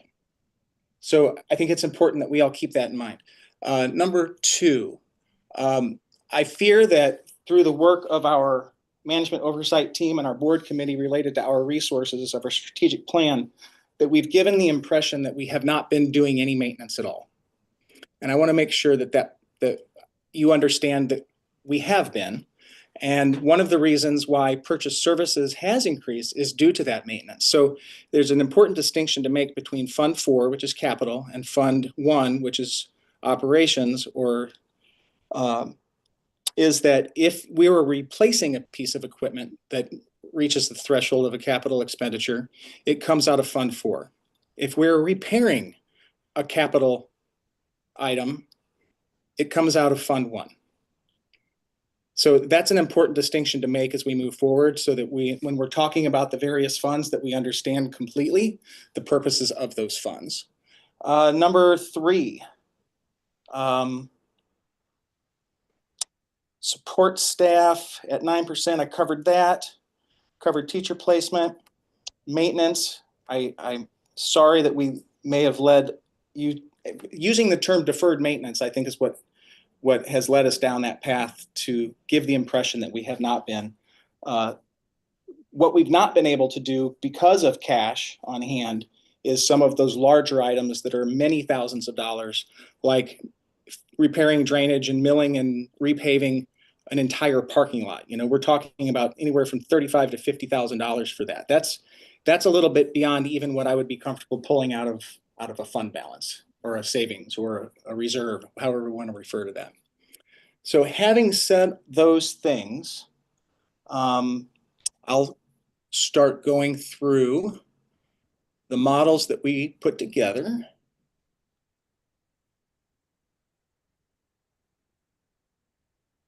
Make sure I'm sharing the right screen. Okay, I'm really sorry. There's a lot of numbers, and I've built a summary page. So when I get to the end, I'll pull up the summary so that we can bounce back and forth and see them all at the same time. I condense them. Okay, so what this shows is a projection from fiscal 26. Can you zoom in, Chris, a little bit so we could maybe on that slide? Absolutely. Like just use the percentage tool near the,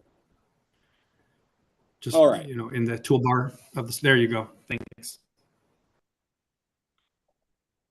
Let me get this just a little bit smaller so I can see it.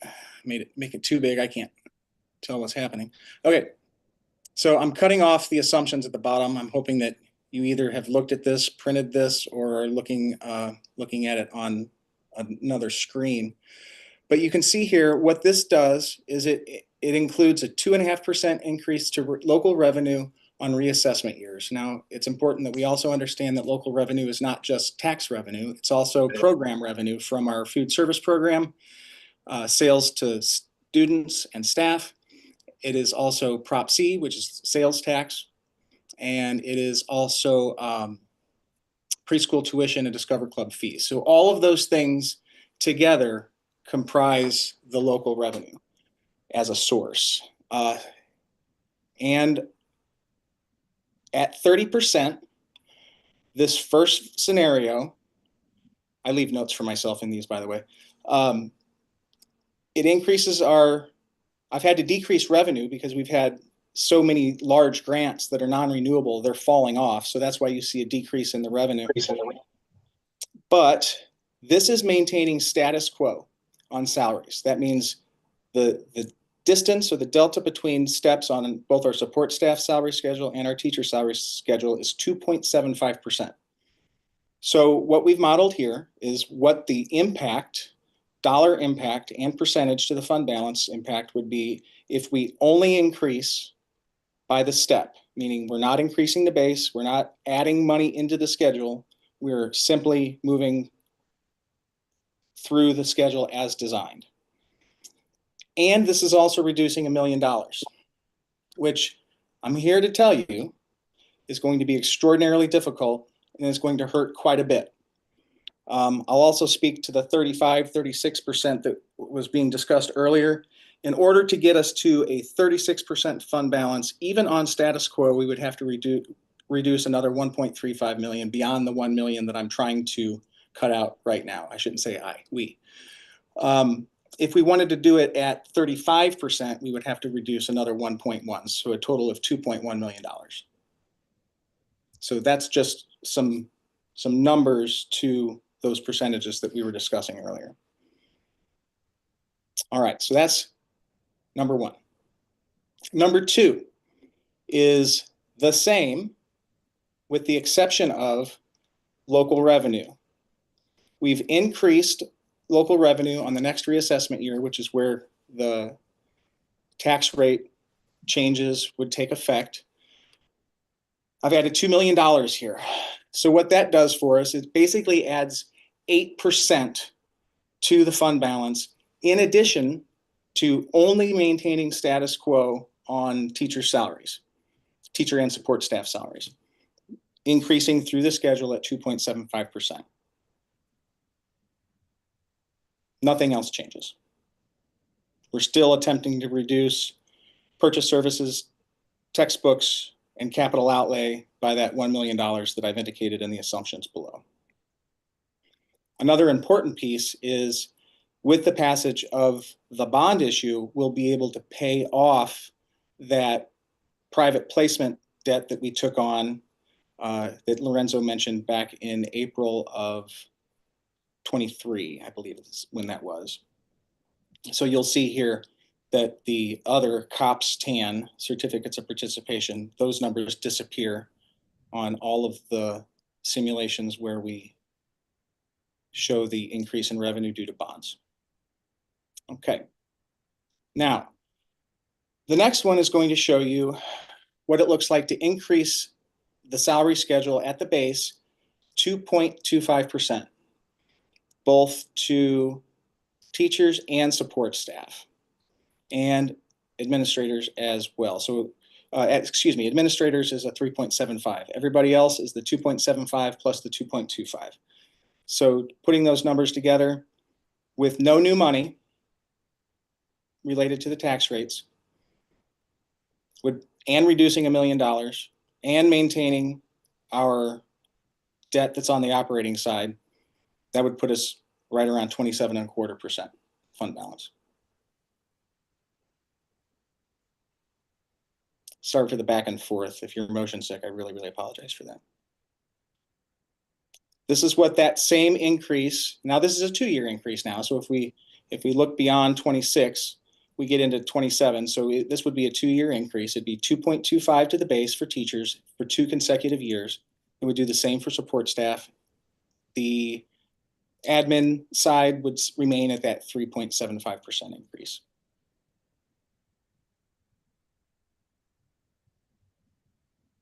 You may have also noticed by now, all of the headers, if they're blue, that is no new money, green is new money. That was mostly so that I could tell the difference as I was creating these things. All right, so here we go. Let me make sure I'm saying the right words. Yes, this is what it would look like with no new money and to add 5% to the base salary schedules over 2 years. So 26 and 27, and then moving back to status quo, 28 and beyond.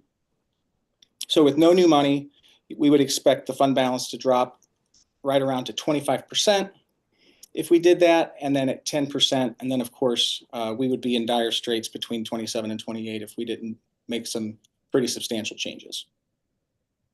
That's scenario 3A. And scenario 3B is basically the same thing. 5% to the base salary schedules for those that exist, teachers and support staff. And again, another 3.75% on admin for both of those years. I think it's also worth mentioning our administrators fall in between the minimum and first quartile in almost every position across the district, so that we can't, while we've spent a lot of time talking about qualified educators and qualified support staff, both attracting and maintaining, those things still ring true for those that lead this district. And I think it's important that we mention that as well. So if we did that, if we added the new money, $2 million additional, along with the 2.5% increase due to reassessment and other changes that we'll be making to program revenues in the next couple of years, we would expect the fund balance to be at 33%. If we raised 5% for 2 years across those categories and 3.75 for administrators. And Chris, that's 5% in addition to the 2.75% step, correct? That is correct, yes. Okay, thank you. Okay, so now I'm going to go to the summary, which is going to show you, I hope, this is enough information for us to have some robust dialogue here. This is going to show us each scenario, the fiscal year to which they apply, and then also the beginning fund balance, the end fund balance, and then the fund balance percentage. And Chris, can you delineate again the blue and green, what designates new money and no money? Correct. The blue is no money, no additional money due to tax rate increases, transfers. And the green is if we were to move that 50 cents from debt service levy to the operating levy. And then I know we had some conversation, Chris, around the percentage of the budget that my direct reports have, which would include my salary. What is the percentage for the department leads and my salary as it relates to the district budget? Overall, as a percentage of total salaries and benefits, it's 7%. Thank you. Could I ask, I don't think this summary made it to whatever was posted. So it did not. I just created it like Okay, because that's Join. real helpful. So if it's possible to add it, sorry, Katie, I didn't Oh, see your sure. hand raised. Not a problem at all. All right, thank you. And Jenny, thank you for that. We were going back and forth, and I was like, he said we need one, and so he ended up adding it just to try to help the conversation along. I raised my hand after you started talking anyway, Jenny. It's okay. You didn't cut me off. For the most part, I'm through Yeah. talking and happy to answer any questions if you need things. Yeah, so I was hoping to clarify.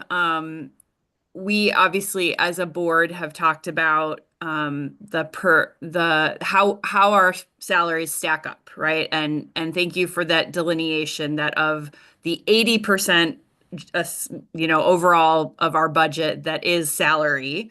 And I guess 7% of that 80% being or 7% of the overall budget being administrators, but the vast majority of that 80% being the people who are in buildings, in classrooms. They currently fall in the bottom 25% of pay overall. So in the blue scenarios where we maintain status quo, I mean, I assume we're just going to stay at the bottom and maybe fall all the way to 13 out of 13. On admin or teachers? Yeah, teachers and support staff. If we maintain status quo, we'll fall below, and we'll probably be at that minimum within a couple of years. In these scenarios where there's the most tax increase, happening, where would we project that? I mean, in like today's money, I mean, does that even get us to the 50th percentile? It's not going to, right? We would have to go out for a lot of money to get to the top 25%. It's interesting you mentioned that. Go ahead, Benita.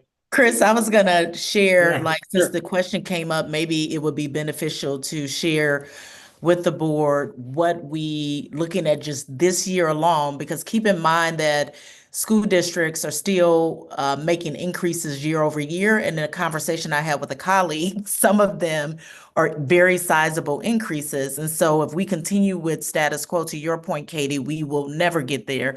But we started doing some scenario-based simulations. Chris, do you have that tab readily available to show what, in order to get to the third quartile, which is the top 25%, we've started kind of. I do have it, but I'm gonna stop sharing because it's really ugly and not really for people.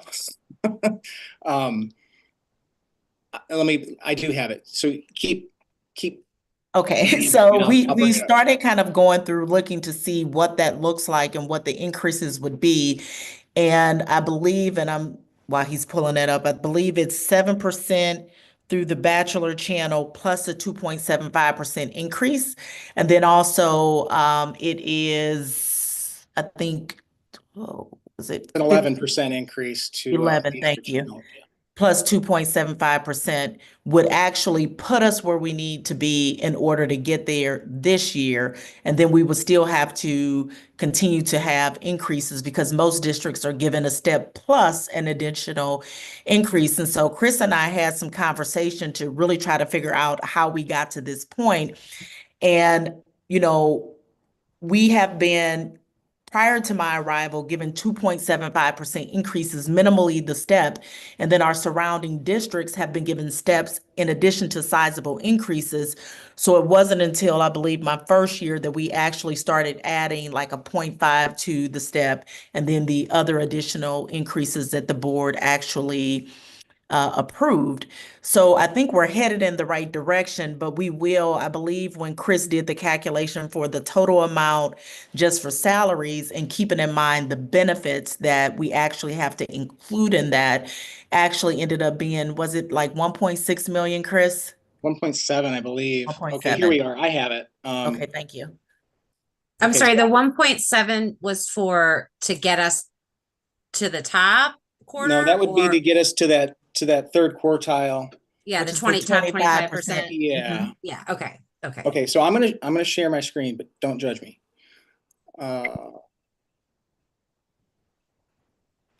And while he's pulling that up, we also are looking at how do we do that across 3 years, like for incremental increases. So I was curious for the 1 year, and Chris started simulating that out for me as we have those conversations. It is doable, but quite honestly, we would need the debt service transfer in order to have the additional revenue to be able to even start to begin to have some increases that will be sizable enough to compensate our teachers competitively, and then also to support increases for support staff. Okay, so this is a tool that we've created that allows us to add a percentage or a dollar value to the base. Just to tell you what you're looking at here. These are the channels: bachelor's, master's, master's 30, national board certified, and doctor. You can see that here that the bachelor's channel ends at 14. It's in a different color because it's separated from the other channels, meaning if we make a change to the bachelor's channel, it does not impact the subsequent channels. And this was a design from Dr. Massey, one of our high school science teachers, physics specifically, who figured out that if we left the bachelor's channel coupled to the others for the purposes of adding to the base, it grew the other channels to the point where it was not affordable. So this allows us to separate out. You can see here that just this min max here is we're trying to get to the minimum value. So you can see if we raise 7% to bachelor's and 11% to master's, which would then flow through to the other channels, you can see we'd still be like $12 under the third quartile or top 25% on the minimum bachelor's for starting teacher salaries for baby teachers coming straight out of school. But that would add an additional $1.3 million to the salaries. It add about 150 to the benefits, and it would add 1.7-ish overall using rounding to salaries and benefits if we did that all in one fell swoop. Now, you heard Dr. J say that her colleagues, our neighbors, are already starting to whisper as they approach negotiation season, their increases. I think one of them, I'm not going to name the district, but I think Benita, was it like 17% or something crazy like that? Across multiple years, yes. Yeah. So I'm showing you 11%.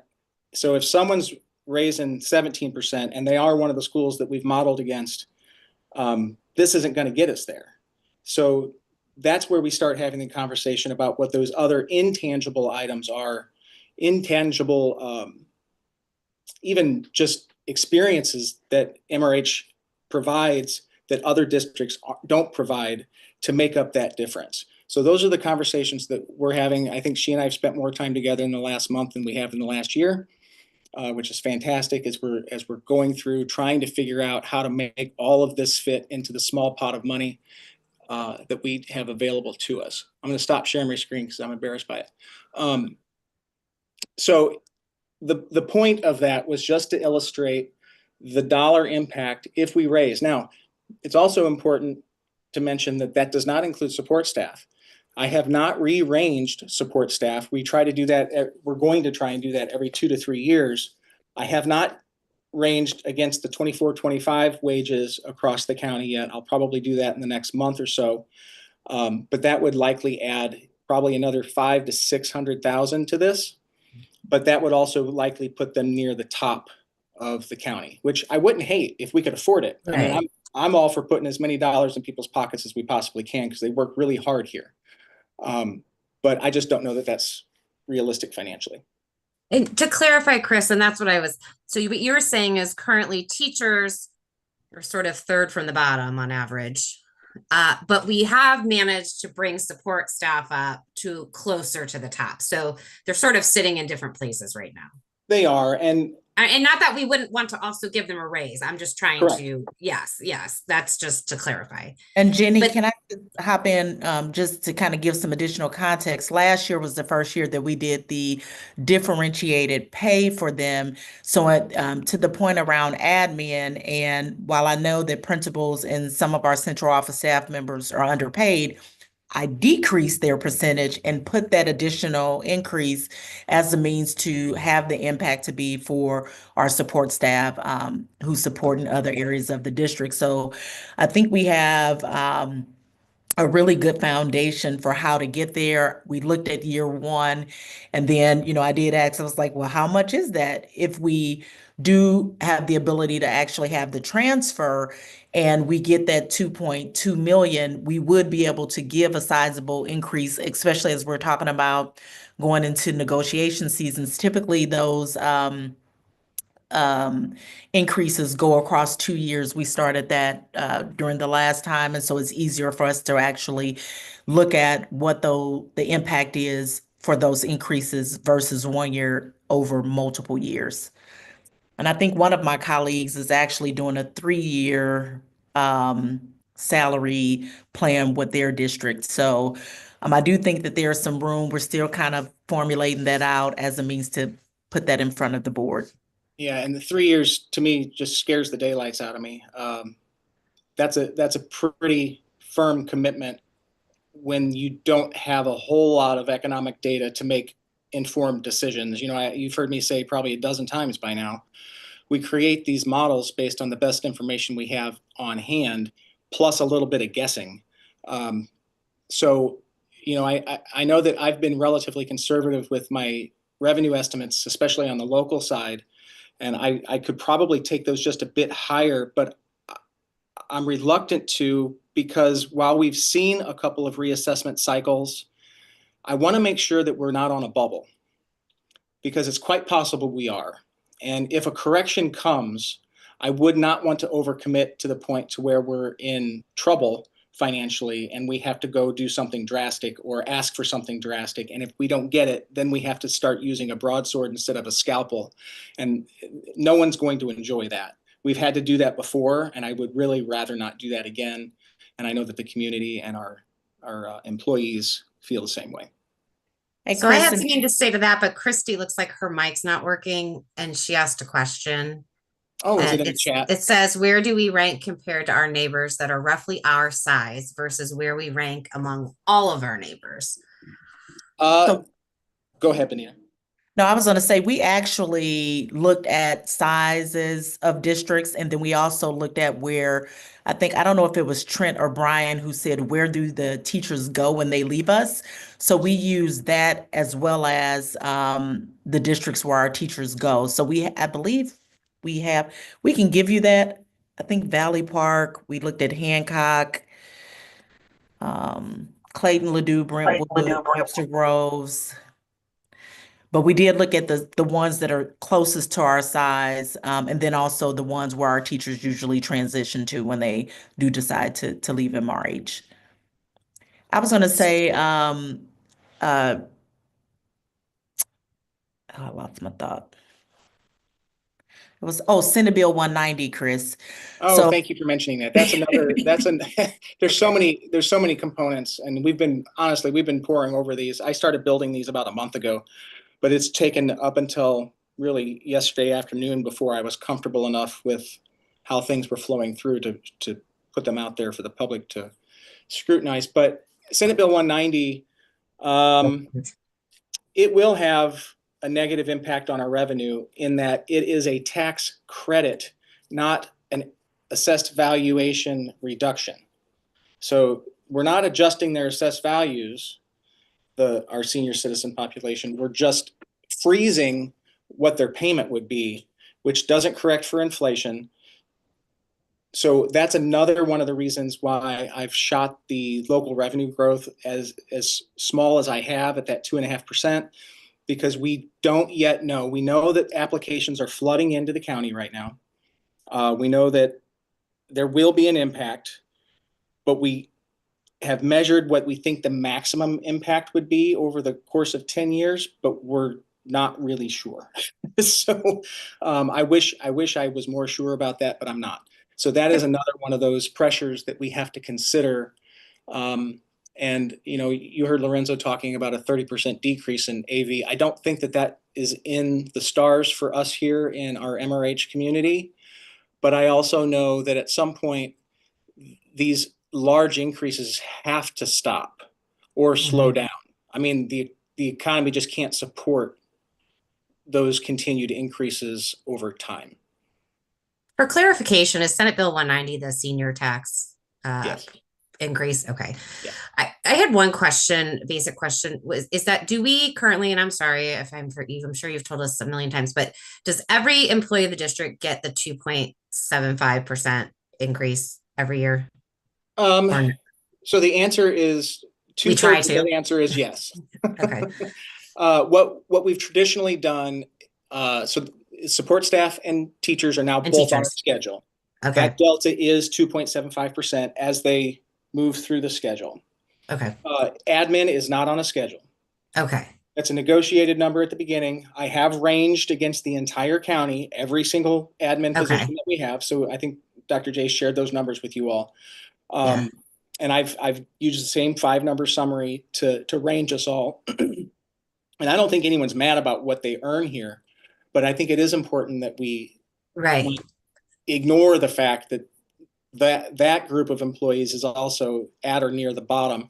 And we've either gone the same increase or, to Benita's point that she made a few minutes ago, less, because we do know that percentages on larger numbers are a greater increase than the same percentage on a smaller number. So that's not lost on us. So that's not a consistent number year over year. So that correct. Okay. Correct. And so I guess another point about revenue is we also don't know what's going to happen at the federal level. And there's a potential to lose funding there where we might have to come up for other resources to fill those gaps. So that's something also for people to consider. But when I was looking at your projections, so I would like, and I hope the community will support us in this, to give our teachers what they deserve. I think with you, because I worry, like, we do this year, we're just going to be behind again because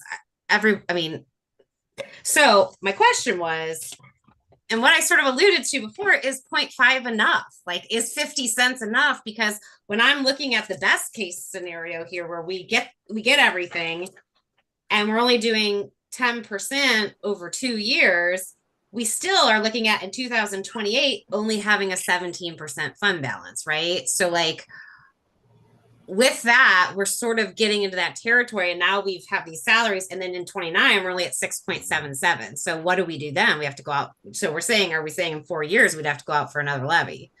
Chris, that's my concern, and that's only 10% over 2 years. And Chris, actually, we had a discussion around the time frame between the previous tax levy and what the cycle is for that. Chris, do you recall just kind of like the cadence for when we go out for tax levies from the last one and the one before that? I think, is he muted? He's muted. You're muted, Chris.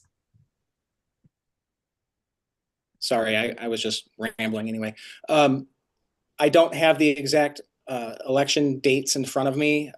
We presented those at that community conversation we had a few months back, but the cadence has been, I've been here since the 2000-2001 school year. We strove and promised the community that we would wait 5 years before we came back and asked for more money. And we held, and Katie, as I think you've been on the board with us for 11 years now? And I think you were a community member even before that. So you can attest to, we held to that. Now, we didn't pass them all. We didn't win them all. But we won the ones that we absolutely had to have. And the most recent of which was in 2016, which is why you see, there's only so many years that I can show you here without being ridiculous. But I believe the fund balance before this, you can see the large increase here where the levy increase happened. And then you can see we wisely managed that to the extent possible. And then here comes COVID, and we start getting all that influx of federal cash. And that really propped us up. So when my first year of doing this was fiscal 17, so the 2016-17 year, which means I inherited what happened in 2016. But it was my personal professional goal that I really didn't share with anybody, that we would make it 7 years. Just looking at projections, I thought we could make it 7 years. COVID bought us an additional 2. And that's, So I think, Katie, you outlined this to us in an email, I think was helpful. You gave us that perspective. And so we haven't asked for an actual tax increase since 2016. Is that accurate? Right, the correct. tax rate increase. Yeah. Yeah, and Yes, obviously thank it you. bounces around slightly, but yes. Correct. Mhm. But where people are actually agreeing to pay more to support the district, right? Correct. So I guess that just gets me back to, I don't know, I guess it's a discussion for what people are comfortable with, but like, I just feel like, yes, the 50 cents is necessary, but is it enough? And it just doesn't seem like enough to get us where we need to be. Let me And pull up one of these models. Let me pull up the biggest one that I prepared. Well, it's not the biggest one I prepared. It's the biggest one I finalized. The 5% over 2 years. Now, it's important to note that it's not really 10% over 2 years because we have to consider the steps too.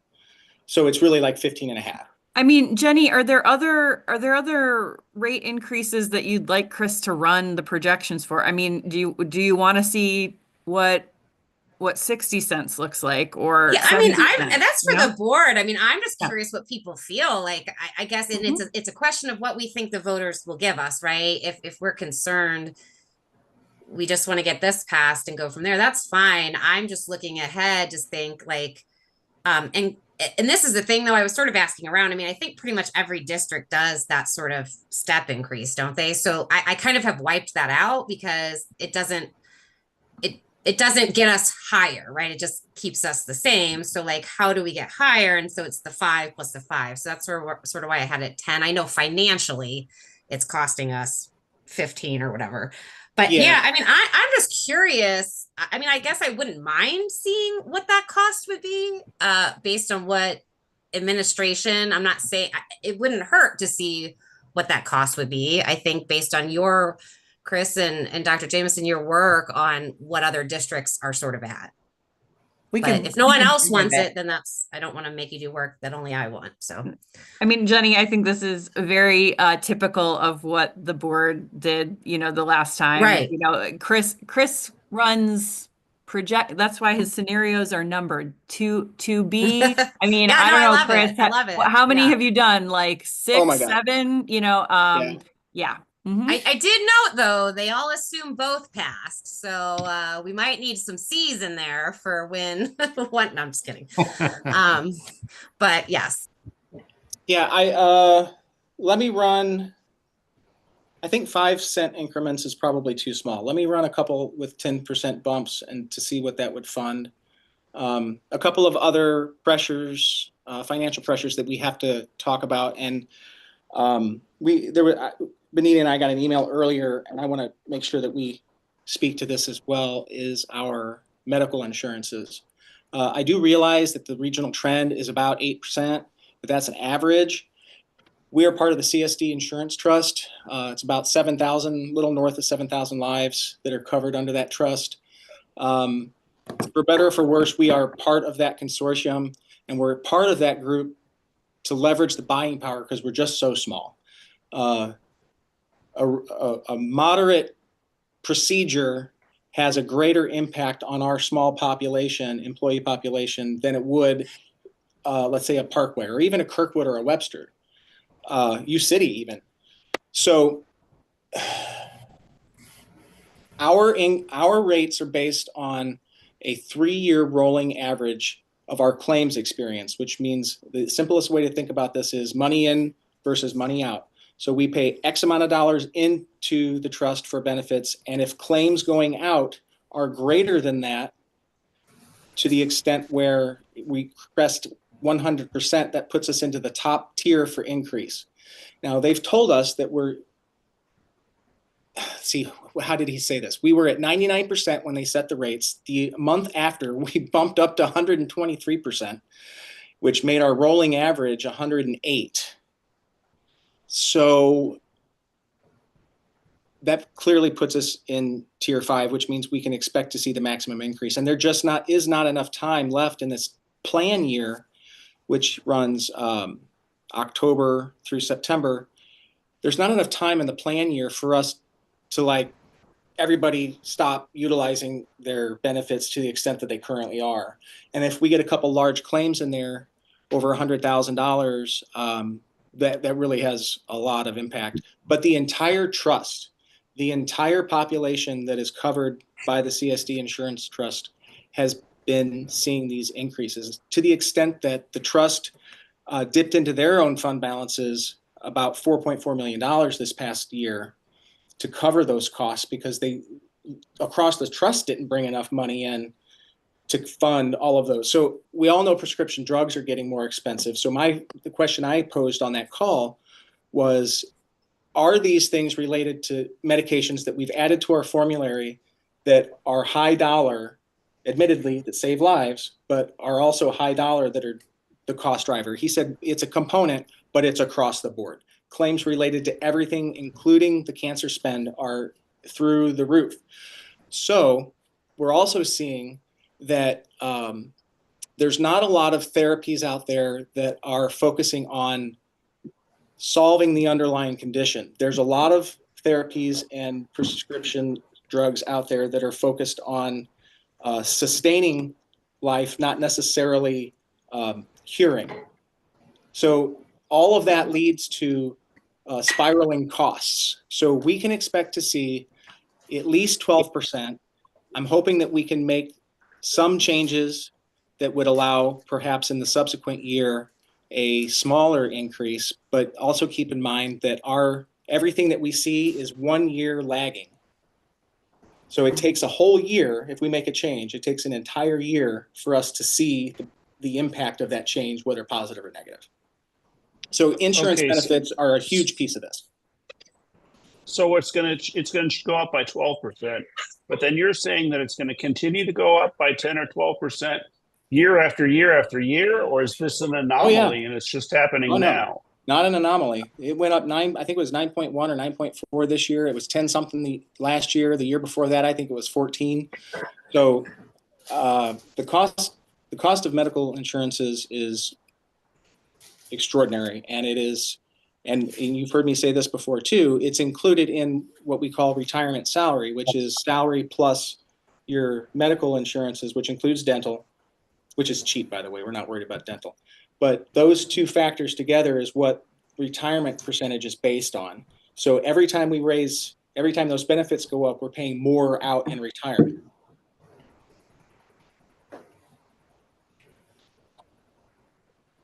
Well, I think I should be investing in healthcare then, because it's going to be giving me at least a 10 or 12% return.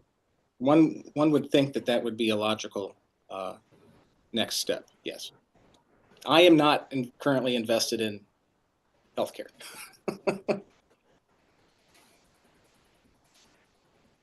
Okay, so what I'm hearing is we want to do some additional models to see what it would take to get us up to a more reasonable placement within the county, or at least our nearest neighbors, the central corridor here. I mean, I think what I'm hearing is, like, we have a decision that we'll need to make about if we're putting something on the ballot in April, if that is a combination that is essentially a no tax rate increase overall, or if there is a desire to do some sort of decrease and increase that would increase the overall tax rate. Would it be possible to do all three?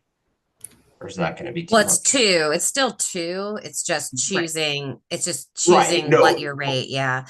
I guess my question is, I would love to see it, but I would also love the public to perhaps input what they might, if they would be open to something like that. Perhaps, if I don't know if there's a way to send out a survey or I don't know, because I think that's really the deciding factor, right? We need at least a half a cent, but would they be willing to vote for that? Would they be willing to vote to raise their taxes a little? I don't know if anyone has thoughts on that, or what you've done in the past. Katie, have you guys done anything? I don't think that there was a ton of community engagement prior to the board um, clarifying the ballot language. And again, my memory of 2016 is hazy. But I think that the historically, putting that together, again, ideally sort of getting that shored up in December, although I know it because we're kind of still learning and we're still, kind of finding our rhythm here.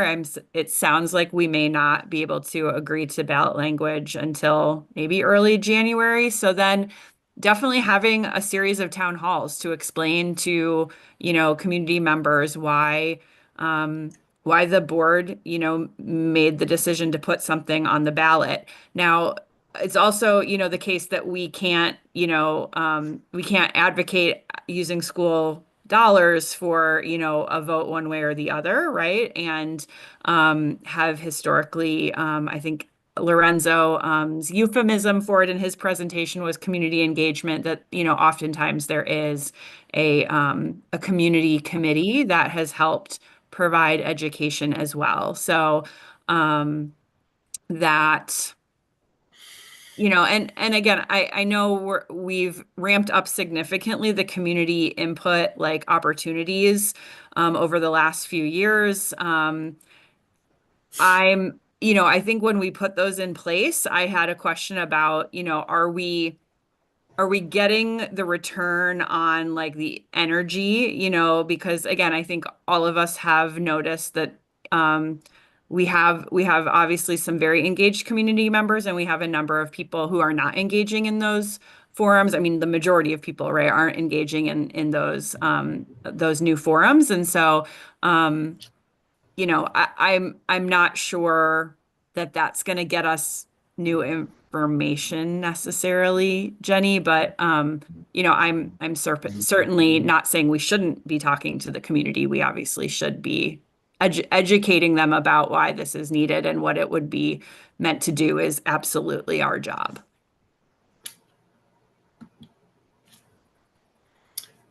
Yeah, I would like to ask Chris in the next presentation then on this is just what would the increase need to be if we are going to raise the operating levy such that we don't need to go back to the voters for another 6 to 7 years? What do we need to do?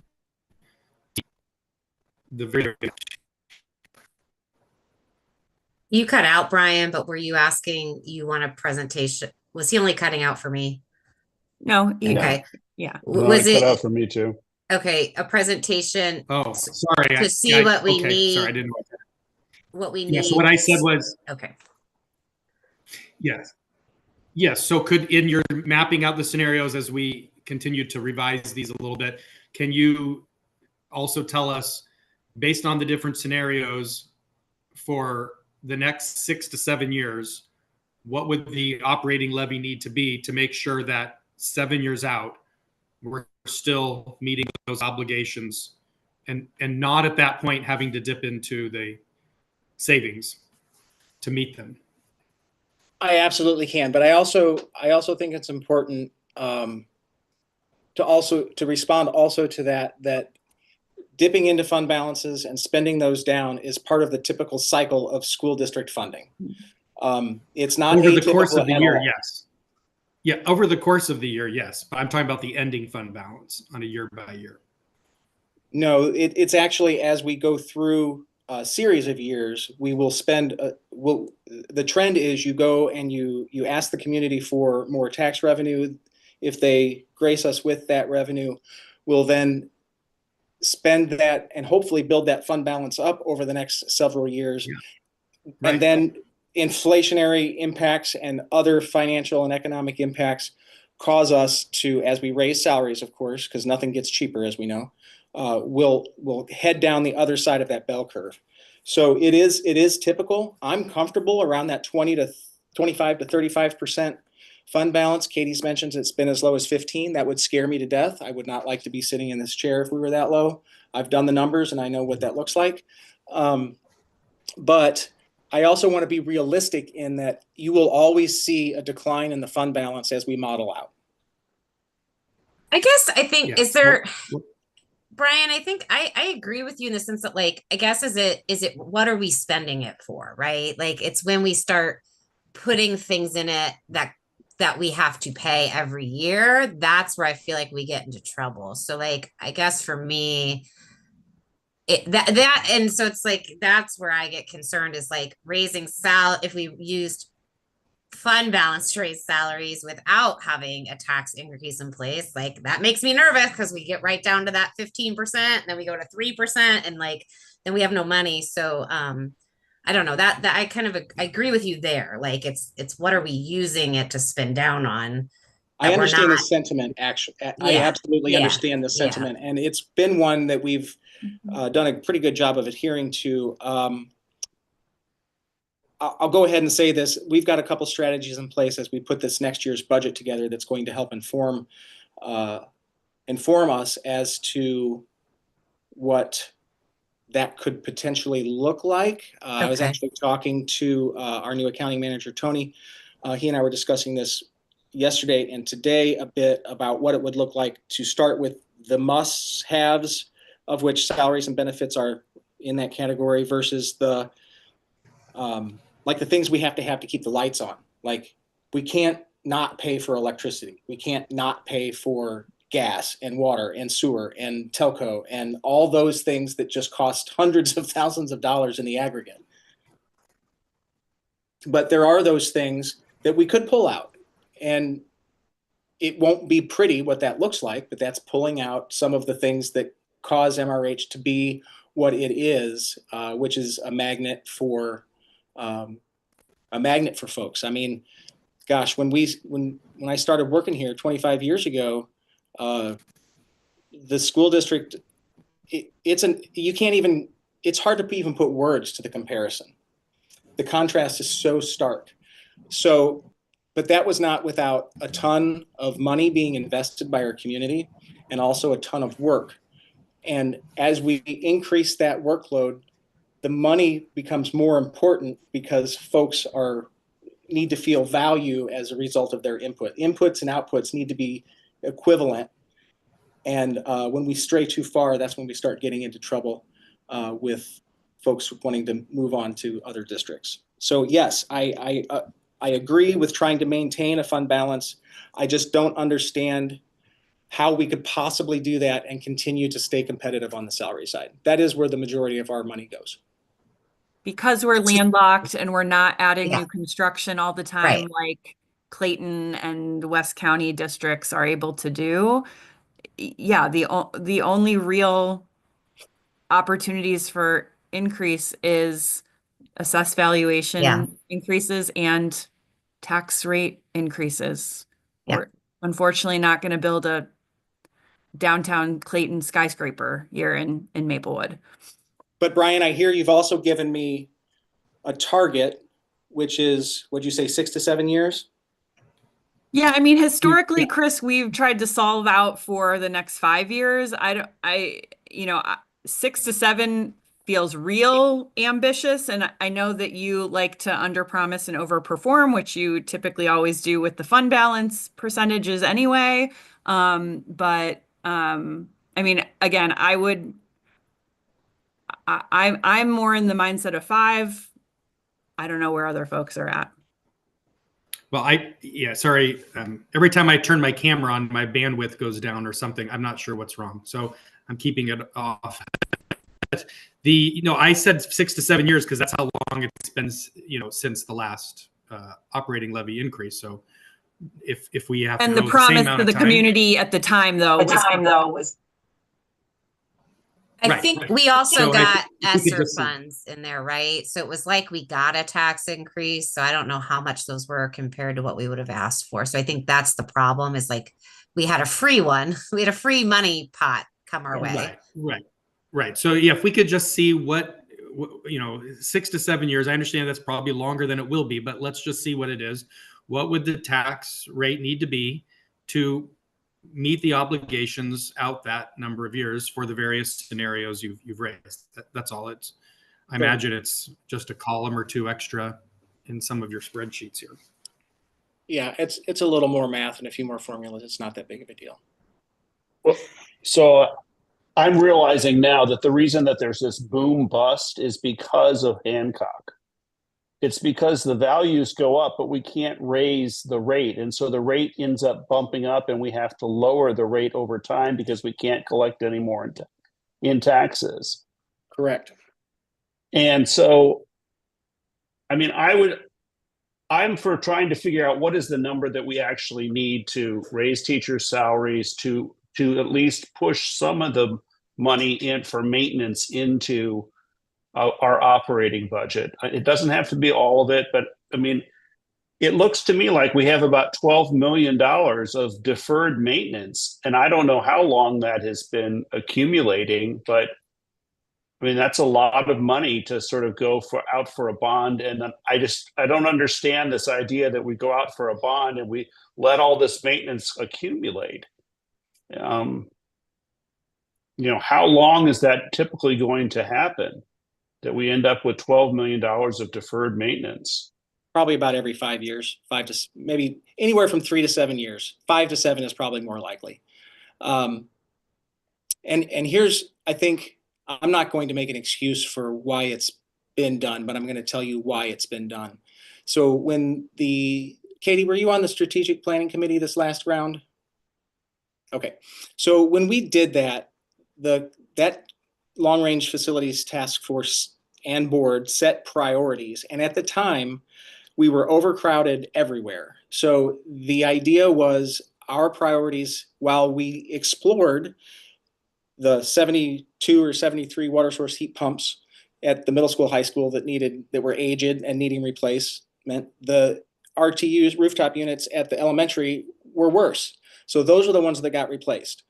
When we put a roof on in 2016 over at the ECC, we put a TPO roof on, which is far inferior to a built-up, you know, the aliphatic type coating roof that would last 20 plus years. We put a cheaper roof on just so we could have enough funds to renovate and expand to meet the demands of our growing enrollment. So the spaces for kids have always taken that priority. And unfortunately, as a result, we do have to pull back on, okay, we didn't crack seal the parking lots at the ECC and elementary at the frequency that we should have to maintain those over time. And I agree with you. I think we do need to build in a specific amount for maintenance. We'd have to do quite a bit of analysis because honestly, the periodic maintenance has never been an integral part of our budgeting. It's there. I spoke to that earlier. It mostly lies in that purchase service, but it's never been a direct focus and a study to say how much does it cost to keep these things in repair so that we can extend the life cycle of, let's say, a parking lot from 12 years to 15 years. How much does that cost?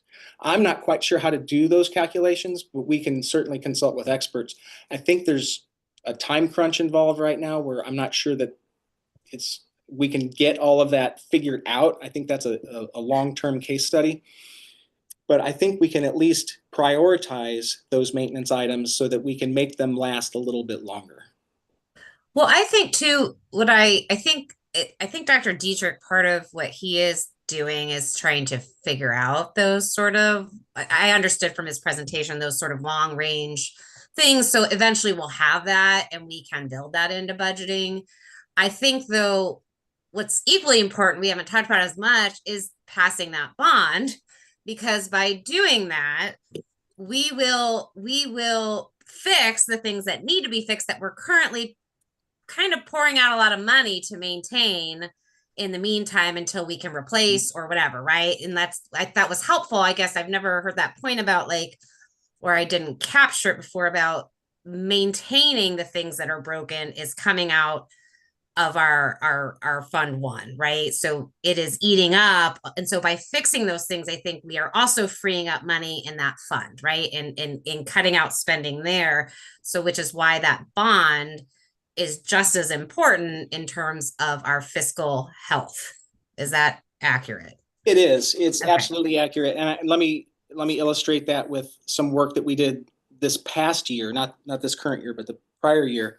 One of the first projects that Dr. Dietrich endeavored was to repave and recurb the Glade Circle out in front of the elementary school. And we did that because we hadn't honestly touched it since I think 2004 or whatever, when we built that building. We hadn't really touched it since then. The curbs were crumbling, like literally crumbling and falling apart. Cracks in the sidewalk, drainage was terrible. It was an unsafe situation for both our parents that were dropping off students and our students and staff that were traversing those spaces. $67,000 is what that costs to repave, recurb, realign the drainage. And so that's one of those items that I'm not sure we as a district would ever be in a place to where we could absorb those types of maintenance items over time. Just the cash isn't there. But that is one of those reasons why you saw some of those increases over the past couple of years, because some of those things had gotten so bad we could not wait for new money from a bond to fix them, because people were going to get hurt. And I think that goes to Brian's point, which is that's what our reserve, our fund balance is for, right? Is to fix something like that comes up perhaps that. But I do think there is a point, like once we figure out if we do pass the bond, then going forward, what do our real annual maintenance costs look like? What are they actually? And then what can we afford, and have a conversation about, like clearly there's certain cleaning maybe you do every year, or there's certain things you are going to do annually and you can fix those costs. And then, an average of sort of where we're coming, where we're having to put out more every year, but factoring in if we fixed stuff, it shouldn't be as high. Mm-hmm. And then going forward, once we have a long range facilities, our replacement plan, when do you have to replace a roof? When do you have to replace an HVAC? You can start looking ahead and modeling. So I do think they kind of all go together. It does seem like 200,000 would not be enough to manage our yearly maintenance. But again, if we're freeing up some money from repairs, we may have some more money for annual maintenance, I guess. But I do agree, we're not going to resolve that tonight. No, really. and I will tell you, So. when it comes to maintenance, let me say this. When it's 102 degrees outside and one of those RTUs stops working on top of the preschool, we find the money to get those people here as fast as possible, because there is hell hath no fury like uncomfortable teachers trying to teach children. It's bad. So we've learned that lesson the hard way. If it breaks, we fix it. So I just want to make sure we do spend a significant amount on maintenance, probably more than we should, because we hold on too long. So I think all of those factors will converge and cause this situation that we're in. And I think as we and thank you for that, Chris, close the loop. I know that Dr. Dietrich is looking at a maintenance schedule, Jenny, as a part of that comprehensive plan that he's putting together. So he's already started looking at when those items need to be replaced. So once that information is complete, the board will see that as well. And so he and I have already talked about that, and that work has already begun. I think that Navigate guy could certainly get us pretty far pretty quickly. He's already looked at our buildings. He's already sort of put a list together of what needs to be done over a 10-year period. That's pretty good basis for putting together a plan. So I think it could happen pretty quickly. And then the second thing I have to say about the whole maintenance thing is that a person like Navigate should be able to look at our infrastructure and say, you're going to have to probably be spending X percentage based on the value of your real estate for how much you're going to have to put in to do maintenance. I mean, most people who own a home understand that they're going to have to pay a certain percentage to do maintenance on their home. That's just some ideas.